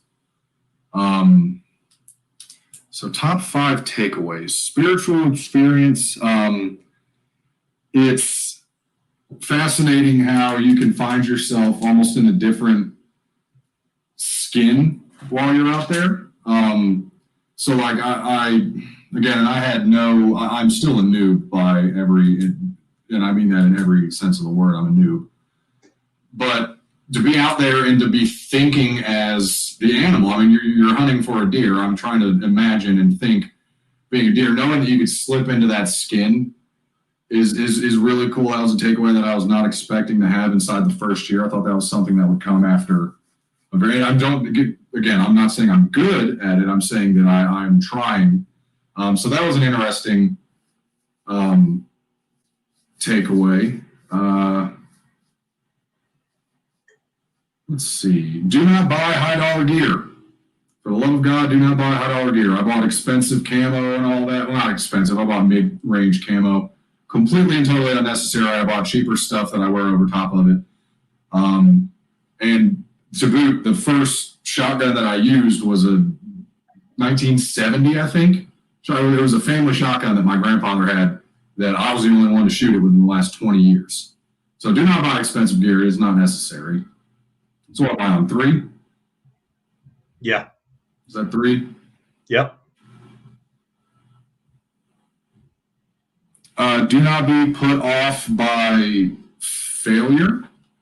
Again, I said that in the beginning, that a majority of the times you go out, you will not, well, not a majority, but often you will go out and not be successful. So you need to be okay with that. And being okay with failure in that way was important for me to learn. That was another thing I learned about myself. And there is a lot of nuance to it. I think you could learn something from literally anybody that you meet that also does it. If you've been hunting your entire life, some newbie some like 10-year-old kid that's getting into it might give you a nugget that's worth paying attention to. And the same is true for literally anybody that you meet that also hunts. Right. I think that it's one of the more accepting communities. I mean, people that hunt can talk about hunting for about 10 years straight if they wanted to. And be fine with it. I mean, Joey, we have a building inspector that is just great to work with. And I think that we talk about hunting for about the entire time he's here. So in the community, just pick the brain of anybody that does it for any nugget you can find. Right. Well said. Good recommendations. Thank you. Well, guys, I guess that'll wrap up the main portion of the podcast. We're going to edit this down and keep it here on the YouTube channel until further notice. And I might eventually pull the audio and we'll post someplace else, but we'll keep those updates to you guys as needed. If you are a subscriber to the channel, thank you very much. Make sure you hit that notification bell to stay up to date on all things here that happen in American Arms Channel with Bad Company Waterfowl, Bad Company Podcast, and all of our other ventures with guns, gear, hunting, and just living a free life here in the wonderful United States of America. And remember that freedom does not come free, and fight for it every chance you get, because these passions that we've talked about tonight, they are one small neglect away and one lack of vigilance away from disappearing for your lifetime. So as always, go out and vote, go out and speak your mind and exercise your rights as a human being. Matt, anything to add as we close up the podcast tonight? Love your neighbor. Love your neighbor. Very Christian-like of you to say. And I jest him because although I am Christian, he does not entirely identify as one. I'm pushing him that way. We get to the same place. I just disagree on some of the very, very fine details. We get to the same place, though. I think most people would, though. Yeah. I think we can both live by the same creed, though, in a lot of ways. Yeah. All right, guys. I really appreciate your viewership today. Again, we're going to have an after show, and we're going to keep on talking until either the liquor runs out or it's time to go to bed. So, as always, guys, I'm Drake for American Arms Channel. With me today is Matt Justice, one of the Bad Company crew. You're going to see a lot more of him if you pay attention to the channel and also tune into our podcasts. So, as always, God bless. Keep your powder dry. we'll see you the next time, guys. And that is the end of the podcast, and we're now officially into the after show. So toast, finish the drink.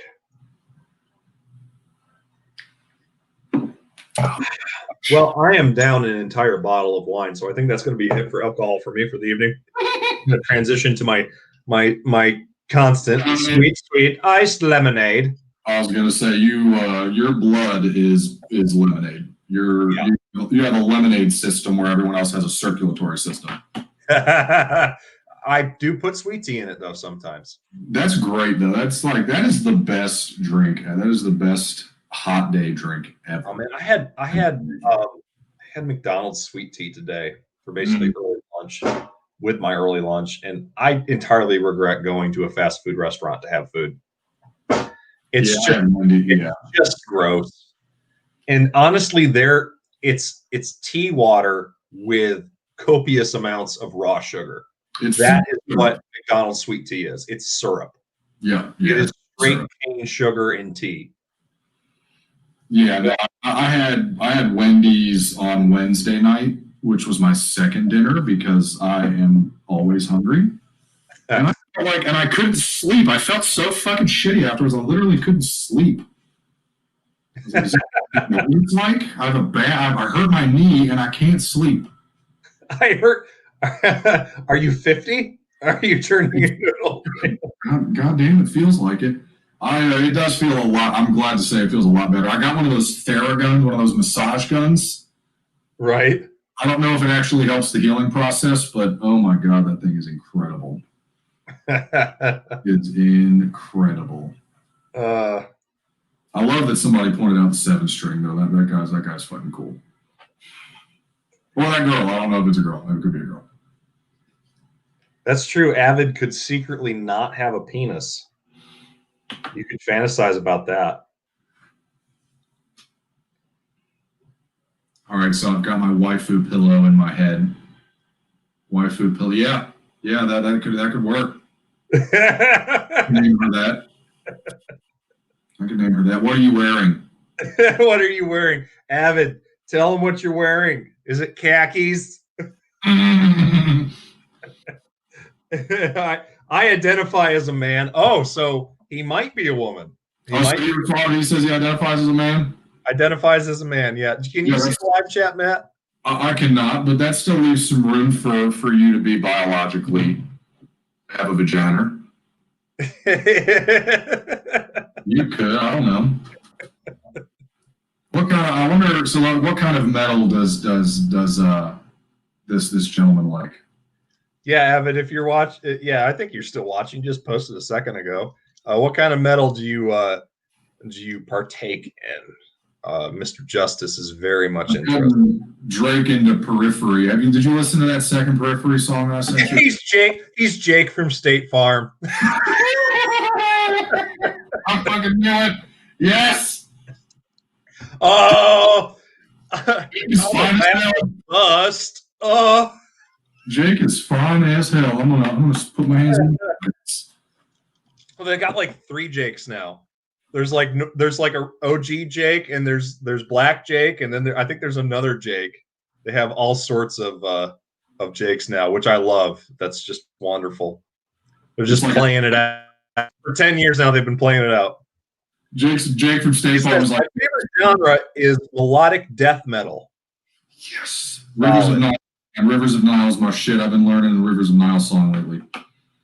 Drake, yeah, like Periphery. Periphery is like they write like modern. I couldn't get over Periphery. What is this? Reptile or Reptiles? Yes, you introduced me to that, and I cannot get over it. I dissect the lyrics every time I listen to it. I'm going to tell you what. We got to go for a drive tomorrow to go, for Opener Muzz. And that's going to be a requirement. I introduced Kelsey to it, and she's like, I can't listen to it every day. She said, but it is freaking great because it's like 6 songs. Oh my God, that was a bad burp. That was a bad burp. You threw up a little bit, didn't you? I threw up a little bit, yeah. but Periphery is just, I tell you what, I haven't listened to a lot of their other songs, but Reptile has just got me hooked. It is just wonderful. And being a InfoWars warrior, I guess you could say, it speaks to me, Matthew. It makes you want to punch dance and burn lawn furniture. It's that good shit, man. And defeat the New World Order. Did you hear the Alex Jones podcast with Joe most recently? I watched 1555, episode 1555 in its entirety yesterday. The second I heard he did a third podcast with Joe Rogan, I went, gotta watch it. Watched it, loved it. You know what? I saw some people complaining. They're like, I wish Alex hadn't gotten so drunk. You fucking hated it. Come on, give me a fucking break. The dude is one fucking bad headline away from having an aneurysm, and you're gonna say he can't have a drink? Dude, I thought Joe was a little too tight. I really thought Joe was a little too tight. Honestly, what's his name? What's his name? Something Dylan. Tim Dillon. I thought he and Alex played off each other beautifully. I thought they were great co-guests. I thought Joe's on like his 30 days of sobriety, sober October. That's what he's doing. So 31 days of sobriety, and it's not like sobriety like he's been a drug addict or a drunk, but it's he doesn't have any substance in him. I think he's cranky. Honestly, I think he's a little bit cranky. And I think he needs. Well, that's why Alex said, "Well, you're gonna have a toke with me. You're gonna have a toke. Let's come on. We can get some marijuana. It's like, oh, come on. It's all October's almost over. October's almost over. We can do it. We can do it. Come on." But I thought I'll let you comment on that. But I thought that it was a great podcast. I thought it got a little bit annoying that Jamie and Joe were fact checking Alex instantaneously, but at the same time, they validated just about every single thing he did instantly, or was talking about instantly. I think it was annoying in the moment. Joe's being a little bit of a cuck, but like I think it was ultimately, even though it was a bit of a slog at times, it was ultimately really good to have somebody saying, "Wow, holy shit, look at this, Alex. Holy shit, you're right, dude." Like, I thought that was really cool. And I mean, if you bring Alex Jones on to fact check him the whole time, it's like having Marlon Brando on and expecting him not to put a finger somewhere. Like, I mean, you can't. Alex Jones is a wild man. You gotta let the guy off the leash. Right. It's easy. Well, and you can tell that he and Joe Rogan have a good relationship. Yeah, they do. And that he kept saying like, "You want to fight me?" I think he wants to fight me right now, guys. I think it's like, you want to fight me? What's the matter, Joe? What's the matter? Like, do you want to fight? He was like trying to like either let's like fight or make out, one of the two, because you're inconsolable right now, and I've had a lot of whiskey, so let's just do this. Well, Alex is probably used to being, I mean, obviously the biggest personality in literally any room he's ever in. Right. Not that Joe has as loud of a personality, but I mean, he has he has a presence about him, I'm sure, if you're a person. So Alex does I didn't like how Joe was like went from one end like, hey, we're doing this election night thing, and then Alex kind of said like, oh well, can I stop by because I'm going to be done with my thing and I need to step away from my production studio at some point during the night. Can I stop by? Is that okay with you?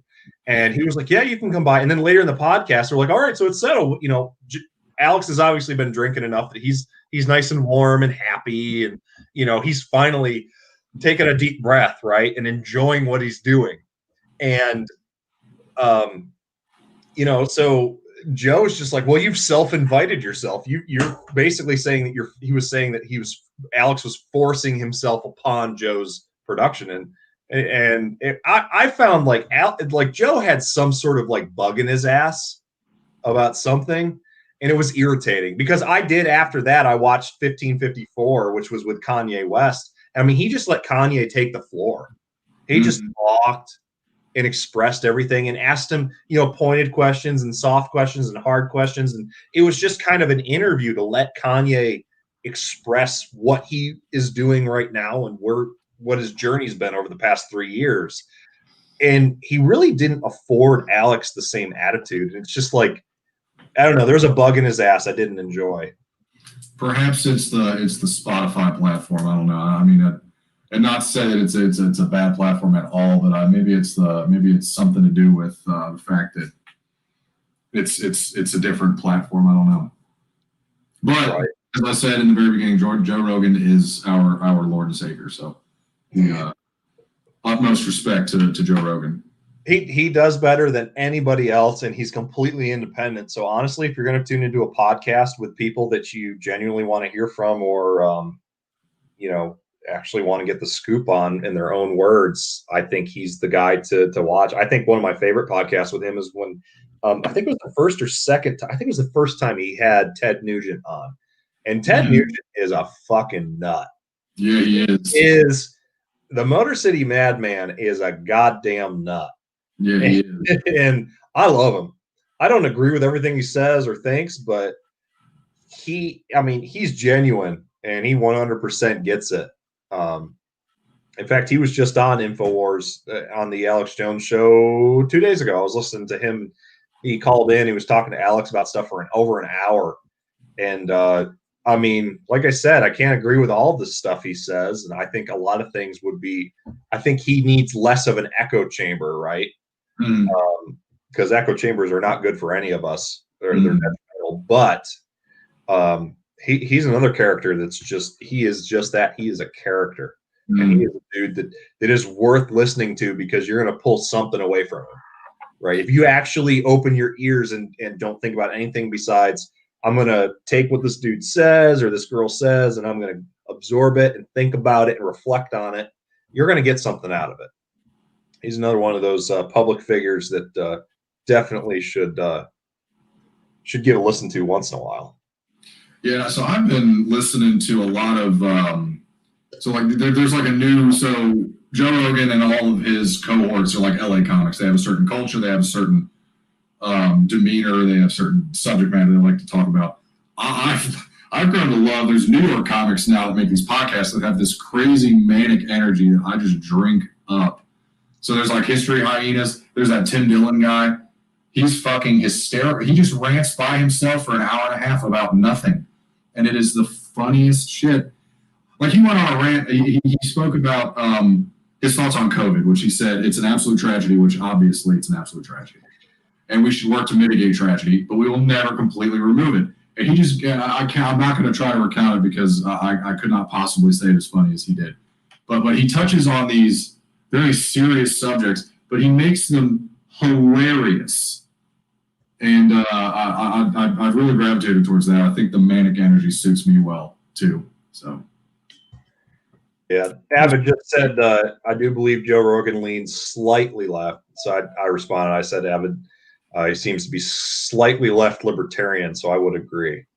Yeah, I would say, yeah, for sure. I've listened to him since 17, so I would agree completely. Yeah, he's a cool dude. He's a good balance.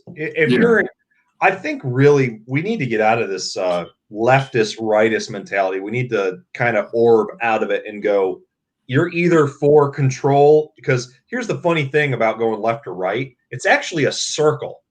Because if you go far enough right, you end up in the same spot as if you go far enough left.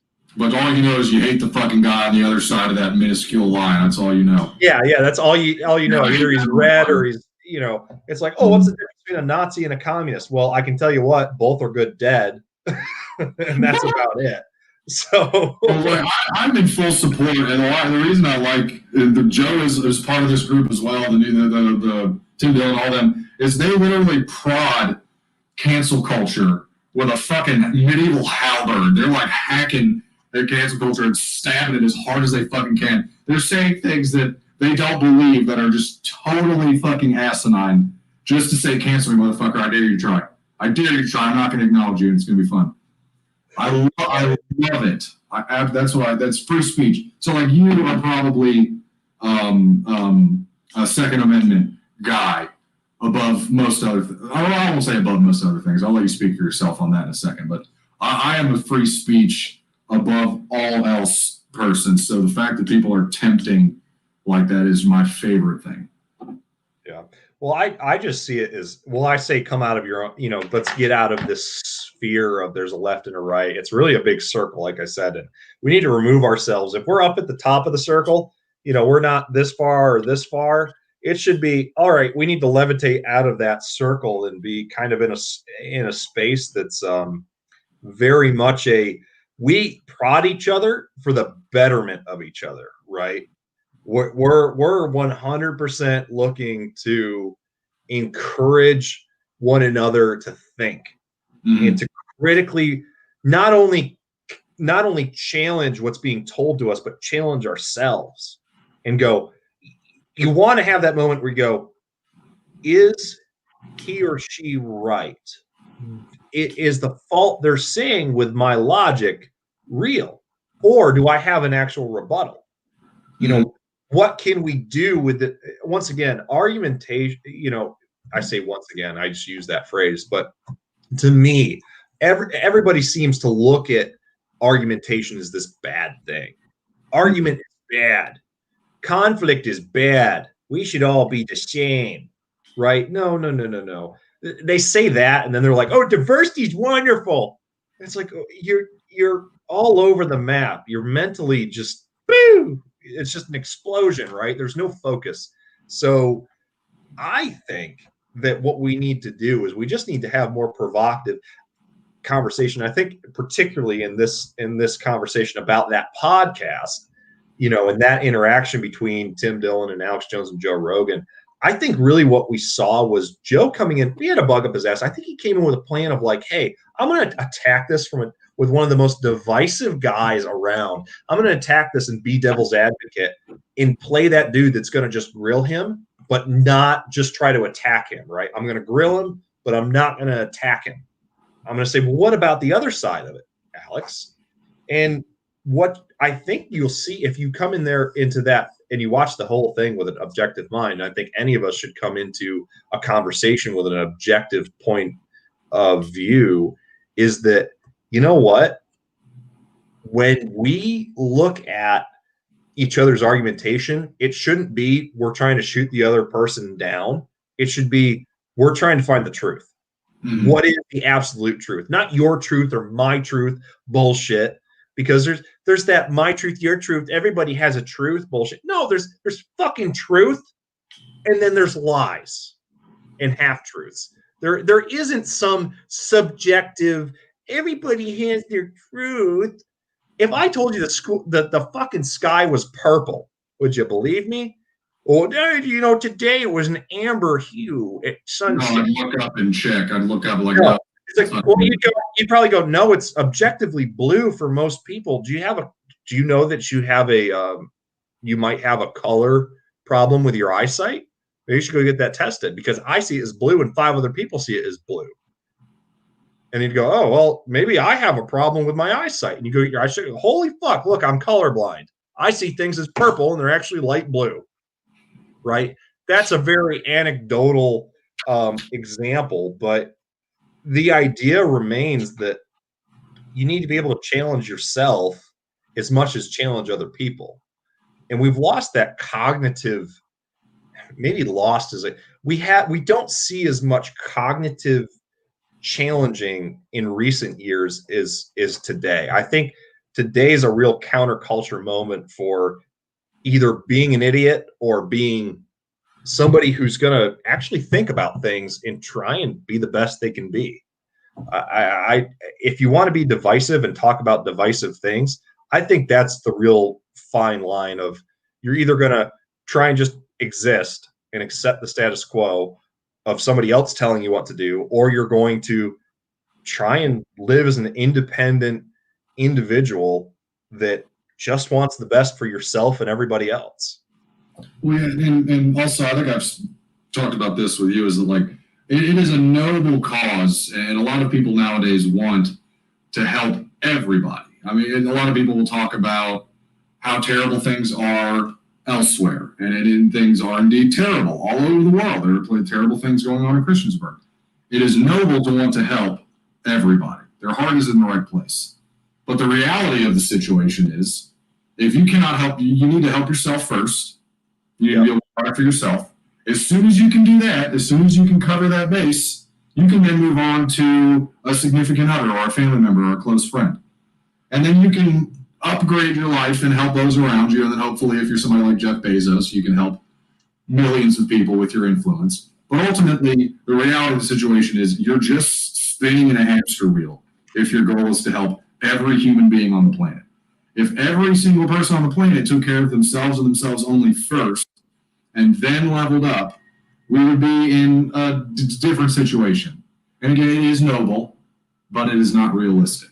Well, and we're only capable of truly knowing, like genuinely having intricate understanding of people in our lives. Of the average is probably 150 to 200 people, and the maximum of, like, you've got an IQ of 180 and you are extremely social and you are just like next to Jesus, you are his disciple. And that is, you're probably pushing 400 or 500 people total, right? That you can actually have in your life consistently before it's just overload, right? And you're like, they can't matter to me. They can't, because I'm just incapable of them actually. I am not a God. I am not God. I cannot be omnipotent. I can't have somebody matter to me that much outside of that sphere, right? And it's like a jawbreaker, right? There's a core, and then it's layer. It's just layers out, right? The outermost layer, to be honest, if it disappeared, it wouldn't matter to you because you wouldn't recognize it was gone until it was too late. So we talk about this, certain lives matter, or this, that, and everything. It's like, honestly, you need to stop being this, 500-mile view of the earth, and you need to bring it back down and go, me. You got to go in my outlook. It needs to be God first. We need to stop being so human focused. If you want to take it in a more generalized, spiritual, non-denominational viewpoint, it needs to be some sort of faith or greater understanding base that you as an individual matter to the greater whole, but the greater whole can't matter so much to you. It's not cross-compatible. It is not an equation that equals out on each side as equal. You have to say, I have to be right. It's like my house can't be on fire and I can't be helping my buddy move, my neighbor across the street move his freaking bed from one room to the other. I have to put the fire out in my house before I can do anything else. So I got to take care of my house. I got to take care of me. And then I can take care of my wife, my husband, my children, my parents, my cousins, my aunts, my uncles, the family, right? The nuclei, my best friends, which are effectively my brothers and sisters, because we do that as human beings. We connect with people who are not biologically related to us, but we identify with so much that they are just essentially part of our lives. It's the core. You got to take care of the core, and then you can go to the, okay, my community needs help. There are other families or other people in this community that need help. What can I do in my town? What can I do in my county? What can I do in my state? What can I do in my nation? And we are still a very tribal people because we are so individualist. We cannot be hive-minded. To be an individual, you can't be a hive mind and be an individual. They do not coexist. Yeah, in a tribe of 350 million, which is I think the population of the United States, is impossible to conceive of. And that's why the news, in my mind, is such a dirty fucking infection. Is like it will convince you that the world is on fire, but you'll walk out your front door, you'll go to the store. Most of your interactions in a day are pleasant. Hopefully, I'll speak for myself in this case. Most of my interactions, 99% of my interactions are pleasant. I walk outside my front door, I hear birds singing, I get in my car, I go to practice, I go to the gym. I go about my life with little to no problems, but then I come back and I watch the news and they're telling me that the fucking world is on fire. It's like, oh, people are breaking windows in stores right down the street. Look outside, just go look, it's all fucked up. It's like, how often, I get that it's happening, but it is happening and it's being blown up beyond proportion. Oh, absolutely. As a free speech guy, modern journalism makes me sick to my fucking stomach. Absolutely. They get you afraid once so that you buy in and you're like, wow, that's scary. I better keep checking on this, see if it's gone. I need this to go away. And then they literally never get you unafraid, and then they'll just change the subject when something's worn out. Hold that thought. I'm going to be right back. I'll be right back. So Drake often has abrupt digestive problems where he will just have to go right now. So I'm assuming, as he is currently going to poop in a bucket. That is, if I had to put my money on anything, that's what he's doing, is pooping in a bucket. Because it happens so quickly that he often can't make it 10 steps. It's like in Kill Bill when it's like the punch hits you in the chest and you get 5 steps before your heart bursts. Drake, when he gets this sinking feeling in his bowels, he gets 10 steps. So unless he can leap there in 10 steps, he has to shit. So he keeps buckets with him everywhere he goes.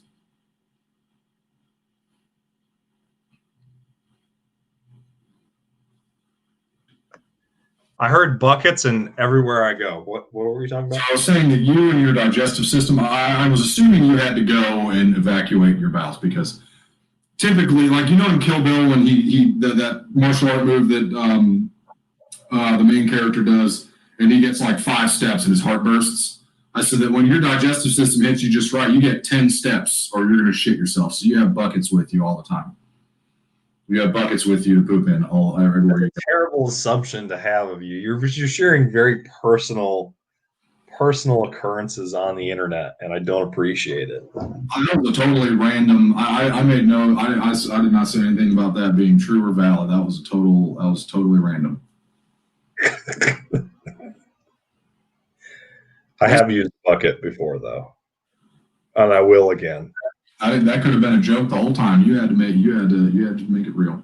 That was a joke. Oh yeah, sure. It could be an assertion. The assertion's a joke until I confirm it. That's right. Yeah, that's how this world works. What happened to our love thy neighbor conversation? Now you're just like, I'm gonna shit on my friend.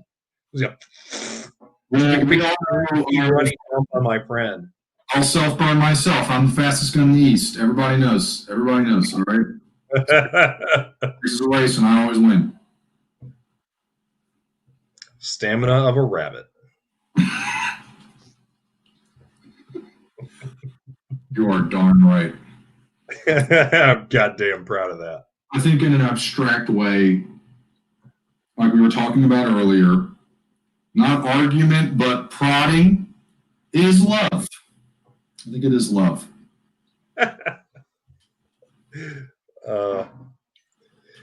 I'm actually how my knee is feeling. Honestly, it was not feeling good for a while there. It feels fine now. Good. Well, I'm going out to Nebraska next month again, so we got to get you out there. Yeah, experience wonder. What's that? Where are you going to hunt next weekend? Out in Nebraska. I'll be heading out there I'm probably going to end up going early since I work for a company out there now, but probably the week before Thanksgiving, I'll go out there one of those days, and then I'll be out there for the entire week of Thanksgiving, and that'll be my vacation for the year. So I plan on hunting around Central City, Nebraska a lot, but I also plan on going up to Lake Ogallala and a lot of the public land there in the Sand Hills. It's kind of just going to be a straight. There's going to be at least 7 core days out of like the 10 or 12 I'm going to be out there where it's going to be nothing but I am 100% focused on chasing birds, and that's what I'm doing. What are you doing next weekend, though, hunting-wise? Muzzleloader. So Muzz for Virginia runs until through the 14th, because 15th is rifle opener. So yeah, it's going to be. I don't know what it's going to be. I'm just going to hunt public. I don't know if we're going to be able to get on Todd's land at all until after rifle start. I know because he and his friends like to try and knock down their bucks before they go after their does, basically. So I need that lever action. I need to blow up the 30-30. Yeah, you do. I'm gonna get a new optic for it, but I need to. It's just so cool. It's like a cowboy gun. So freaking cool. That Marlin. Well, is it marked Marlin or is it marked a different name? Because it is a Marlin. It's a Marlin. Yeah, I think it's marked Marlin. Okay. Yeah, it was. I didn't know if it was marked like some store brand name or whatever because it's a Marlin 336. But oh no, it has Sears on it. Yeah, so it's a Sears marked gun, but it's a Marlin. Mm. It's a 336. It's a good rifle. It's definitely a good rifle. You do need to blood it by yourself though, or with you using it. That's what I mean. But yeah, I don't think it's been blooded. My dad's dad got it for him when he was like 15, a long time ago, and I think my dad's probably shot it 10 times. I've shot it more in the year that I've had it than he has in its entire life. Yeah, that can happen. And he said, "Well, I was a ranger. I didn't really have any use for it. I shot plenty of guns, and by the time I was out of the military, I was tired of shooting guns." Yeah, he probably didn't need to. He probably never had to deploy with a lever gun. I can imagine that. That would be a power move to choose that as your kit. SEALs can pretty much deploy with anything they want, though. Mm-hmm. Like top level SEALs can do whatever they want, so they usually choose a lot of stuff that will belong in country with them. Apparently, a lot of them choose stuff that's either chambered or is something they could find in country, just to blend in, basically. Mm-hmm. So you're not. I mean, you think about it, and if you were in, I don't know, if you were freaking in Sudan, and you got into a big firefight and somebody came back through after it happened and found a bunch of 5.56 casings, they're probably going to immediately go, yeah, the fucking Americans were here. Following the rules as Boy Scouts. Yeah. Whereas if you found just a bunch of fucking old 1970s production steel case Russian ammo from AKs, you'd be like, I don't know what the fuck happened here, but somebody got killed. And that's obvious. This could be pretty much anyone that's not in NATO, which is most of the countries in the world. All right. Looks like Avid's jumping off. Yeah, love to. I can imagine. Get out Midwest sometime there, Avid. It's definitely worth the trip. And have a good night and good hunt tomorrow. Good having you on. Thanks for joining. But that's fun. Josh Booth sent me a screenshot. He was watching the podcast, apparently. Was he really? Yeah. Apparently, he sent me a screenshot and asked me what I was fingering. So, of course, the only thing he heard was me talking about Marlon Brando fingering somebody. That's great. That would be here. Oh, wow, that's on a podcast, and there's Drake. Oh, he's talking about Marlon Brando fingering somebody. And, of course, when you gesture, you have these hands doing this, and you're sitting back like this, and all you see is just these long alien fingers like, I just wish to insert. Yeah, no, I do have some gangly-ass fingers, man. I'm not Italian, but I speak like an Italian a lot of the times. Me Clay. Hey, me Clay. Long time no see. So Matt, me Clay is actually he's a guy who's been watching the channel for a little while here. Had a lot of correspondence with him about 10 gauge stuff. He says, why didn't you take the 10 in the last trip? Well, because the last trip didn't have a lot of planning beforehand, and it was actually a business trip, really. It wasn't a hunting trip. So I was out there for 2 weekends. 1.5. I got a Saturday, a Sunday, and a Saturday to hunt, and I actually had to buy a shotgun. I ended up buying 2 shotguns, but that's besides the point. I bought Auto 5s to hunt with. The one was planned. The other one was just I saw it and I had to have it kind of thing. But I didn't take actually, I got the 10 right next to me here. Oh, there she is. I was doing this thing off camera. I was just fingering my 10. Dude, But I didn't bring the 10 because it wasn't planned. But the 10, the 28, and the a couple, at least one or two 12s, probably the Super Black Eagle 3 and maybe the Vinci is coming with me next month. So I've actually, where is it? Hold on a second. All right, so I got to order some Boss for the 28 gauge. Here, let's get that off screen. There we go.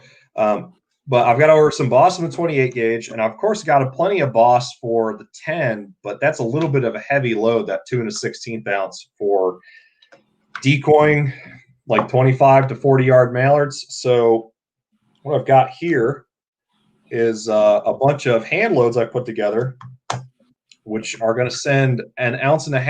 Let's see which way. There we go. They're in different shells. It won't matter, but they'll all run 1.5 ounces of number 3s. And that was not a purposeful choice. It was just I'm willing to sacrifice the 1.5 ounce 12 gauge factory Boss loads I have and pull the shot out of them and turn them into lead pheasant loads. So I turned them into lead pheasant loads and turned these guys into, I ran out of wads, but 21 duck mid-range to long-range light 1.5 ounce 10 gauge loads to take out to Nebraska. So those will kind of be my edge of the decoys and pass shooting shots. I'm probably going to have a day where I'll be on the Loop River. I'm going to have 10 gauge and I'm going to have the 28 gauge in the blind at the same time. So anything that's up to like 25 yards, it's going to be the 28, just pop, pop, pop, dropping them. And then the 10 is going to eat when they won't work, or I just need to absolutely destroy something with the number 3 Boss. See, I shot a few shot a few with the 10 past weekend, a few teal, and that didn't blow them up with the number 2 30-yard shots, maybe. Oh, that's not bad. I'm imagining you probably weren't running a full on that. I imagine you're probably running an improved cylinder or modified. That's good. Probably dumped them real quick. Number 2 steel doesn't tear up teal too bad because you usually only get like 3 pellets in them. But, man, I tell you what, the number 3 Boss is nothing like number 2 steel. It's like hitting birds with frickin' BB. A lot of the times it's like hitting them with number 1s or BB. So I'm probably going to be a little bit too mean with those hand loads there, but oh well. I'll shoot fat greenheads with it or use it for passing shots and stuff like that. But yeah, I'm looking forward to it. And Matt, we'll have to drag you out there at some point soon. I got to use that SX4 as much as possible. I love that thing so much. Yeah. Well, it's a sweet gun with that burnt bronze Cerakote and that stock camo that's a pretty freaking sweet gun. I like that thing. Yeah, I mean, I think I've taken it out hunting twice, and then I've shot it 3 other times, and no problems whatsoever with that. Which I know that you can get a lemon sometimes. So. Yeah. Well, you got to draw blood with it. You killed a goose or 2 with it, so that's good. I was impressed. I was really impressed. I mean, Nick is weird in that he can just be good at anything if he decides it's something he wants to do. Right. That's literally with jiu-jitsu, even like he just is like, I'm going to do this and only this, and that's what he's been doing, and he's good at it. So I mean, he had a friggin' old over-under. I wouldn't even say. I mean, the barrel was not long. I don't even. Again, I'm showing how little I know about this shit, but was that even like a duck gun necessarily? The barrel had a short barrel on it. Just a good bird gun. About 26-inch barrels on it. Looks shorter on an over-under though, because there's not a receiver stretching out the length. It's just a frame.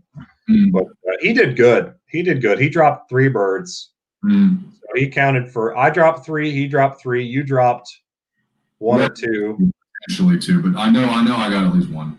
Yeah, we lost 1 on that hunt. That was a good hunt though. That was fun to be with Tom and everybody and dropping birds. But yeah, that is the 10 gauge, the Boss 10 gauge hunt video. I'd never really made a hunt video out of it. I just showed the 10 gauge killing with the Boss ammo. I was impressed though. I mean, the number 4s, even when you guys didn't, the Boss number 4s, you guys weren't hitting square. The birds were dropping or falling down after 100 yards, and you guys went and killed those 3 that dropped and got hit pretty quickly and dispatched them. They couldn't get up. They were just sick. And then Yeah, they were the center hits with the number 4s were just, I mean, it was dead. They were dead or on the ground, and their head was going like, oh my God, what the hell is happening? And then I was hitting them with those number 2. Well, it's this. I got it in the stock sleeve. There it goes. I got, you know, the number 2 Boss shell there. I mean, that 45-yard shot where we dropped the 3, we didn't see the third one. We cleaned those birds, and there was not a pellet in them that got hit by the one that got hit by the number 2s. Like it was entrance wound, exit wound. We found like one pellet because it hit a rib cage and another rib cage, which was crazy. It was absolutely crazy how much that stinking thing went through. It was also perpendicular to us, and then you shot it, and then it flew straight about 5 feet. Yeah, the first one that we shot, yeah, that one was devastatingly hit. I'm surprised, honestly. I think if I had run a full, I don't know that I center punched him. I don't think I centered him on the pattern, because if I think I centered him, I don't think that the left breast on that bird would have been edible. I think it would have been just straight hematoma. I think it would have been blood clot, because those number 2s, like, it was too much sauce. It was. I should have run the number 4 shot, but I was like, I'm going to run the 2s and see how they do. And unbelievably devastating. I just wish the gun didn't malfunction every time I took a shot, but I've got her working now. Me Clay actually bought the same 10 gauge, but the new manufacturer one with the new stocks. And he can speak for himself, but he hasn't had any problems with cycling. So they probably have stepped up their game on something, or I just ended up with some sort of a shitty lemon. But yeah, I tell you what, there's part of me that wants to sell this stupid bitch and get something different, or buy a used gold. But at the same time, I'm kind of looking at it, and I'm like, yeah, I've put enough blood, sweat, and tears into it. I don't want to get rid of it. Yeah, see if I can get a badass over/under 10 gauge and keep that for the time being. There's nobody importing good side-by-sides or over-unders anymore, so you can't get one new, unfortunately. Yeah, I have to resist the urge to buy a new guitar pretty much every single day. I have them in shopping carts on several websites. I have to resist the urge. Well, the 10 is not incredibly necessary. I mean, obviously the 12 gauge number 4s with the right ammo, the 12 gauge, 20 gauge, the 28 gauge will drop geese. But I mean, you just got to be a good shot and think about your ranges and what you're doing. But the 10, if you're looking for like this gauge really will come into play. Like when we go with Greg, you didn't get to go last year, but in February when we go with Greg down to the golf course and we're hunting those late season birds, and they're either decoy shy or they're nothing but heavy down feather and fat because they've just been sitting on a pond and then eating corn and beans. It's going to be a night and day difference. You'll be hitting them with the 4s or the 3s, and you'll center punch them and drop them and stuff. But there'll be one at like 45 yards, and you'll be like, "Bang! I know I hit him." Bang! He drops, and then he'll be sitting up on the ground, like trying to run away or swim away. You're like, "What the fuck happened? These are like the best shells ever, and why aren't they working?" And it's just payload, like number of pellets hitting, and it's also just the pellet size, because you're talking about 14 to 15 pound birds going through the air at 30 miles an hour. You're hitting them. I mean, each pellet's only got like a number 3 Boss has only got like, let's say 8 pounds of energy, foot-pounds of energy at 35 yards or 40 yards. That's not a lot for a big bird like that. Like, it hurts, but it's not enough to bring them down. So you go up to that 2 or that 1, and you start hitting them with 6 or 7 of them, and all of a sudden they start shutting down instantaneously, even if it's a non-vital hit. It's just boom, right? So I'm looking forward to that, because that's really what I bought the gun for, right? I was like, Boss is coming out with stuff, and I'm going to be able to kill birds just like I'm shooting lead, and it's going to be awesome. So looking forward to it. I started doing research and stuff about the 10 gauge a long time ago, and there was guys that were like, the best load for geese is 2¼ ounces at 1250 of number 2 nickel plated. And this was like back in the late 70s. I'm thinking to myself, I'm going, number 2 lead, nickel plated at 1250, 2¼ ounces of it. Like that's a pretty nasty load. That's like 2 ounces of anything in a 10 gauge is enough that like wing shooting, it starts getting too much in the shell and you're not getting full potential out of it. Mm-hmm. But then I was reading about guys who are like, oh yeah, number 4 buck used to be our East Coast goose getter, like when they wouldn't come in closer than 65 yards. I'm like, what the fuck?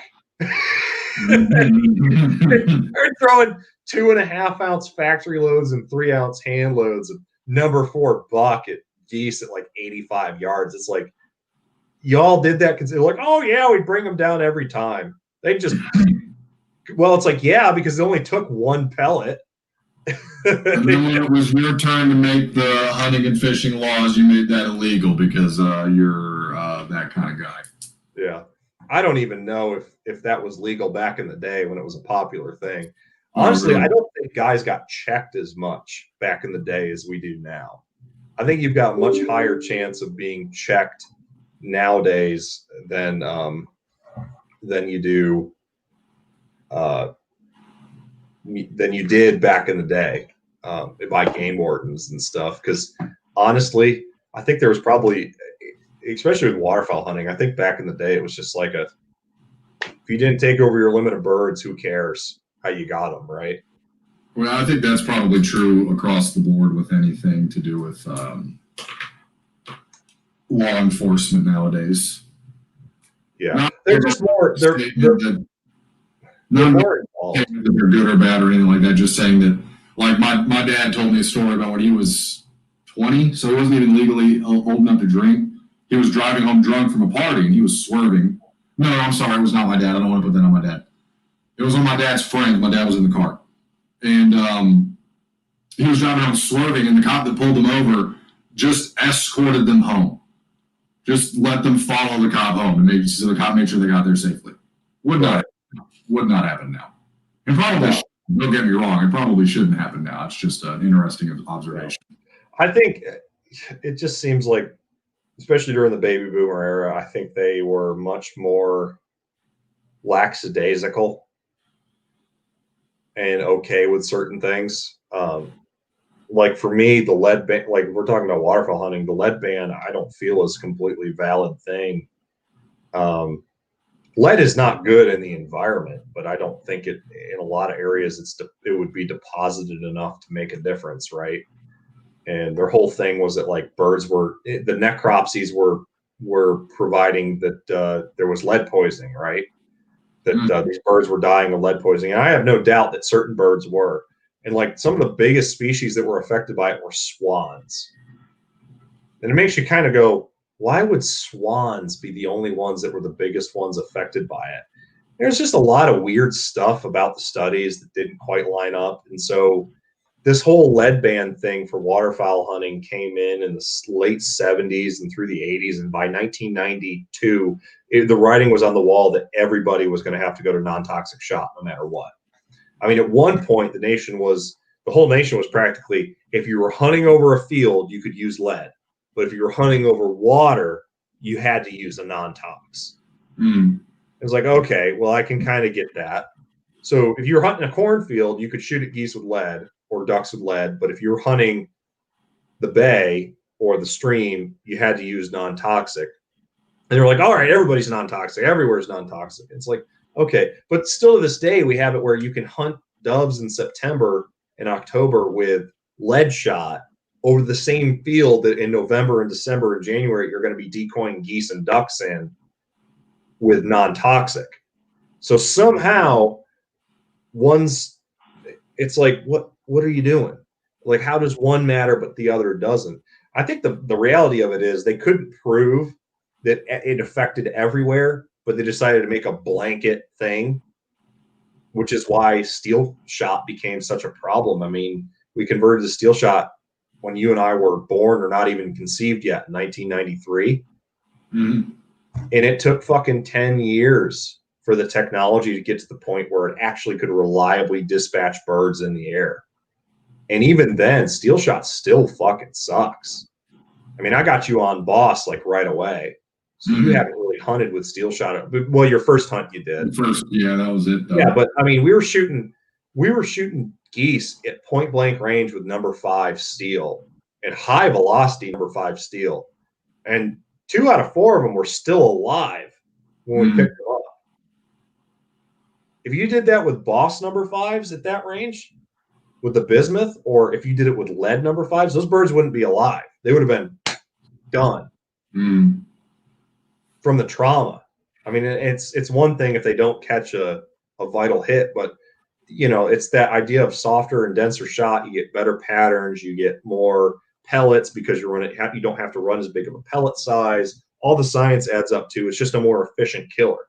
So it's like, you know, we went through this whole thing of, oh, we got to do something to save the birds. And we went, oh, we've saved the birds. But now half the ones we've shot at have gotten steel in them and flown away. And then when we finally get steel shot working right, like, what are we doing? We're wounding birds here and there that we're not recovering or are straight up just flying away with steel in them and will perish at a later point from infection or from blood loss. And yeah, something is going to make use of that body at some point, even if it's just bacteria. But that's, I mean, you're dispatching a bird that could have gone and made more birds, right? Right? You're not recovering it. So tell me what did better, you know, what did more for birds and what did less, what harmed them. I think steel shot, having to go to steel shot in the early days of waterfowling, I think that caused more harm than good, honestly. So I've not been immersed in it long enough to have a strong opinion, but I do, in my short time, I can definitely tell the difference between using steel shot and using the copper plated bismuth. And then allow me one quick squirrel moment, and then I need to get going because I got to wake up early tomorrow and drive up to Northern Virginia. Right. So copper is what made me go off in this direction. So I don't know if you do this straight, but magic is real. All right, magic is real, and it's out there every fucking day. So I had a water meter. I had a water meter that's covered with dirt and crushed, and I could not find it. Town of Christiansburg would not come and locate it as quickly as I needed it. So apparently, if you take 2 pieces of copper number 4 wire and you bend it to look like a tent stake, and you hold one in each hand like this, and you walk in slowly in a straight line, they will swing in your hand due to the current, because it's highly conductive, and point in the direction of water, sewer, gas, power, anything buried. So like I'm walking along the curb with these things in my hand slowly, and then they swing out exactly where the water line comes up to the curb and point exactly to where the water line runs into the house, and I find the fucking water meter. You can locate utilities with copper, with magic. You created a witching stick out of copper. And everybody on the site was saying I'm a stupid fucking city boy. I didn't know that. Apparently I was the only one that didn't know. And I was like, well, I called all of you motherfuckers, and you said you couldn't find it and you didn't know how to help me. Like, why would you offer this idea? The only one that offered it to me was friggin' Doug Bauer, because he's a witch doctor. That blew my mind today. That absolutely blew my mind. It's good. Now you know how to witch for utilities. So we're just gotta teach you how to witch for wells. Yeah, you can make a lot of money doing that. Honestly, though, there's nobody in this area that does well witching because everybody discredits it. But I will tell you what, the best wells, the ones that will last 150 years, are the ones you witch. So that's where you use copper above ground like that? Well, for a witching well, you take a U stick, ideally a U stick or a willow stick. It's a fork, and you trim it off so that it tapers out, right? And then you very, very gently hold it, and you walk around just the same way in a slow line where you think water's running, or where you can feel or hear water running in a field or down a path or whatever, and it will pull to the ground. It'll start going like that when you're over the spot. And when you get to the spot and you're just barely holding it, like you don't let it fall, you just barely hold it level, right? It'll start trying to pull you down and be like, I want that. I want the water. And it'll there is a well that my father witched in New York that has had water in it since he witched it. That's crazy. It's Crazy. the driest year possible. You can take a pebble and drop it down the hole, and you, whether it's 3 seconds or 10 seconds later, here, bloop. I mean, it's not just a trickle. There is water down there. Like, you could live off of that water. That is so cool. Yeah. So well witching and stuff like that is a real thing, and it is a lost magic, lost art. It is wonderful. I love that. That made me like childlike excitement in learning that. It was so cool. But I got to get up early in the morning too. I got to hit the road at 5. Yeah, me too. So good podcast, good after show. Anybody who's still watching, thanks for hanging out with us and listening. And we'll see you next time. Probably try to make this a monthly to twice monthly event with Matt.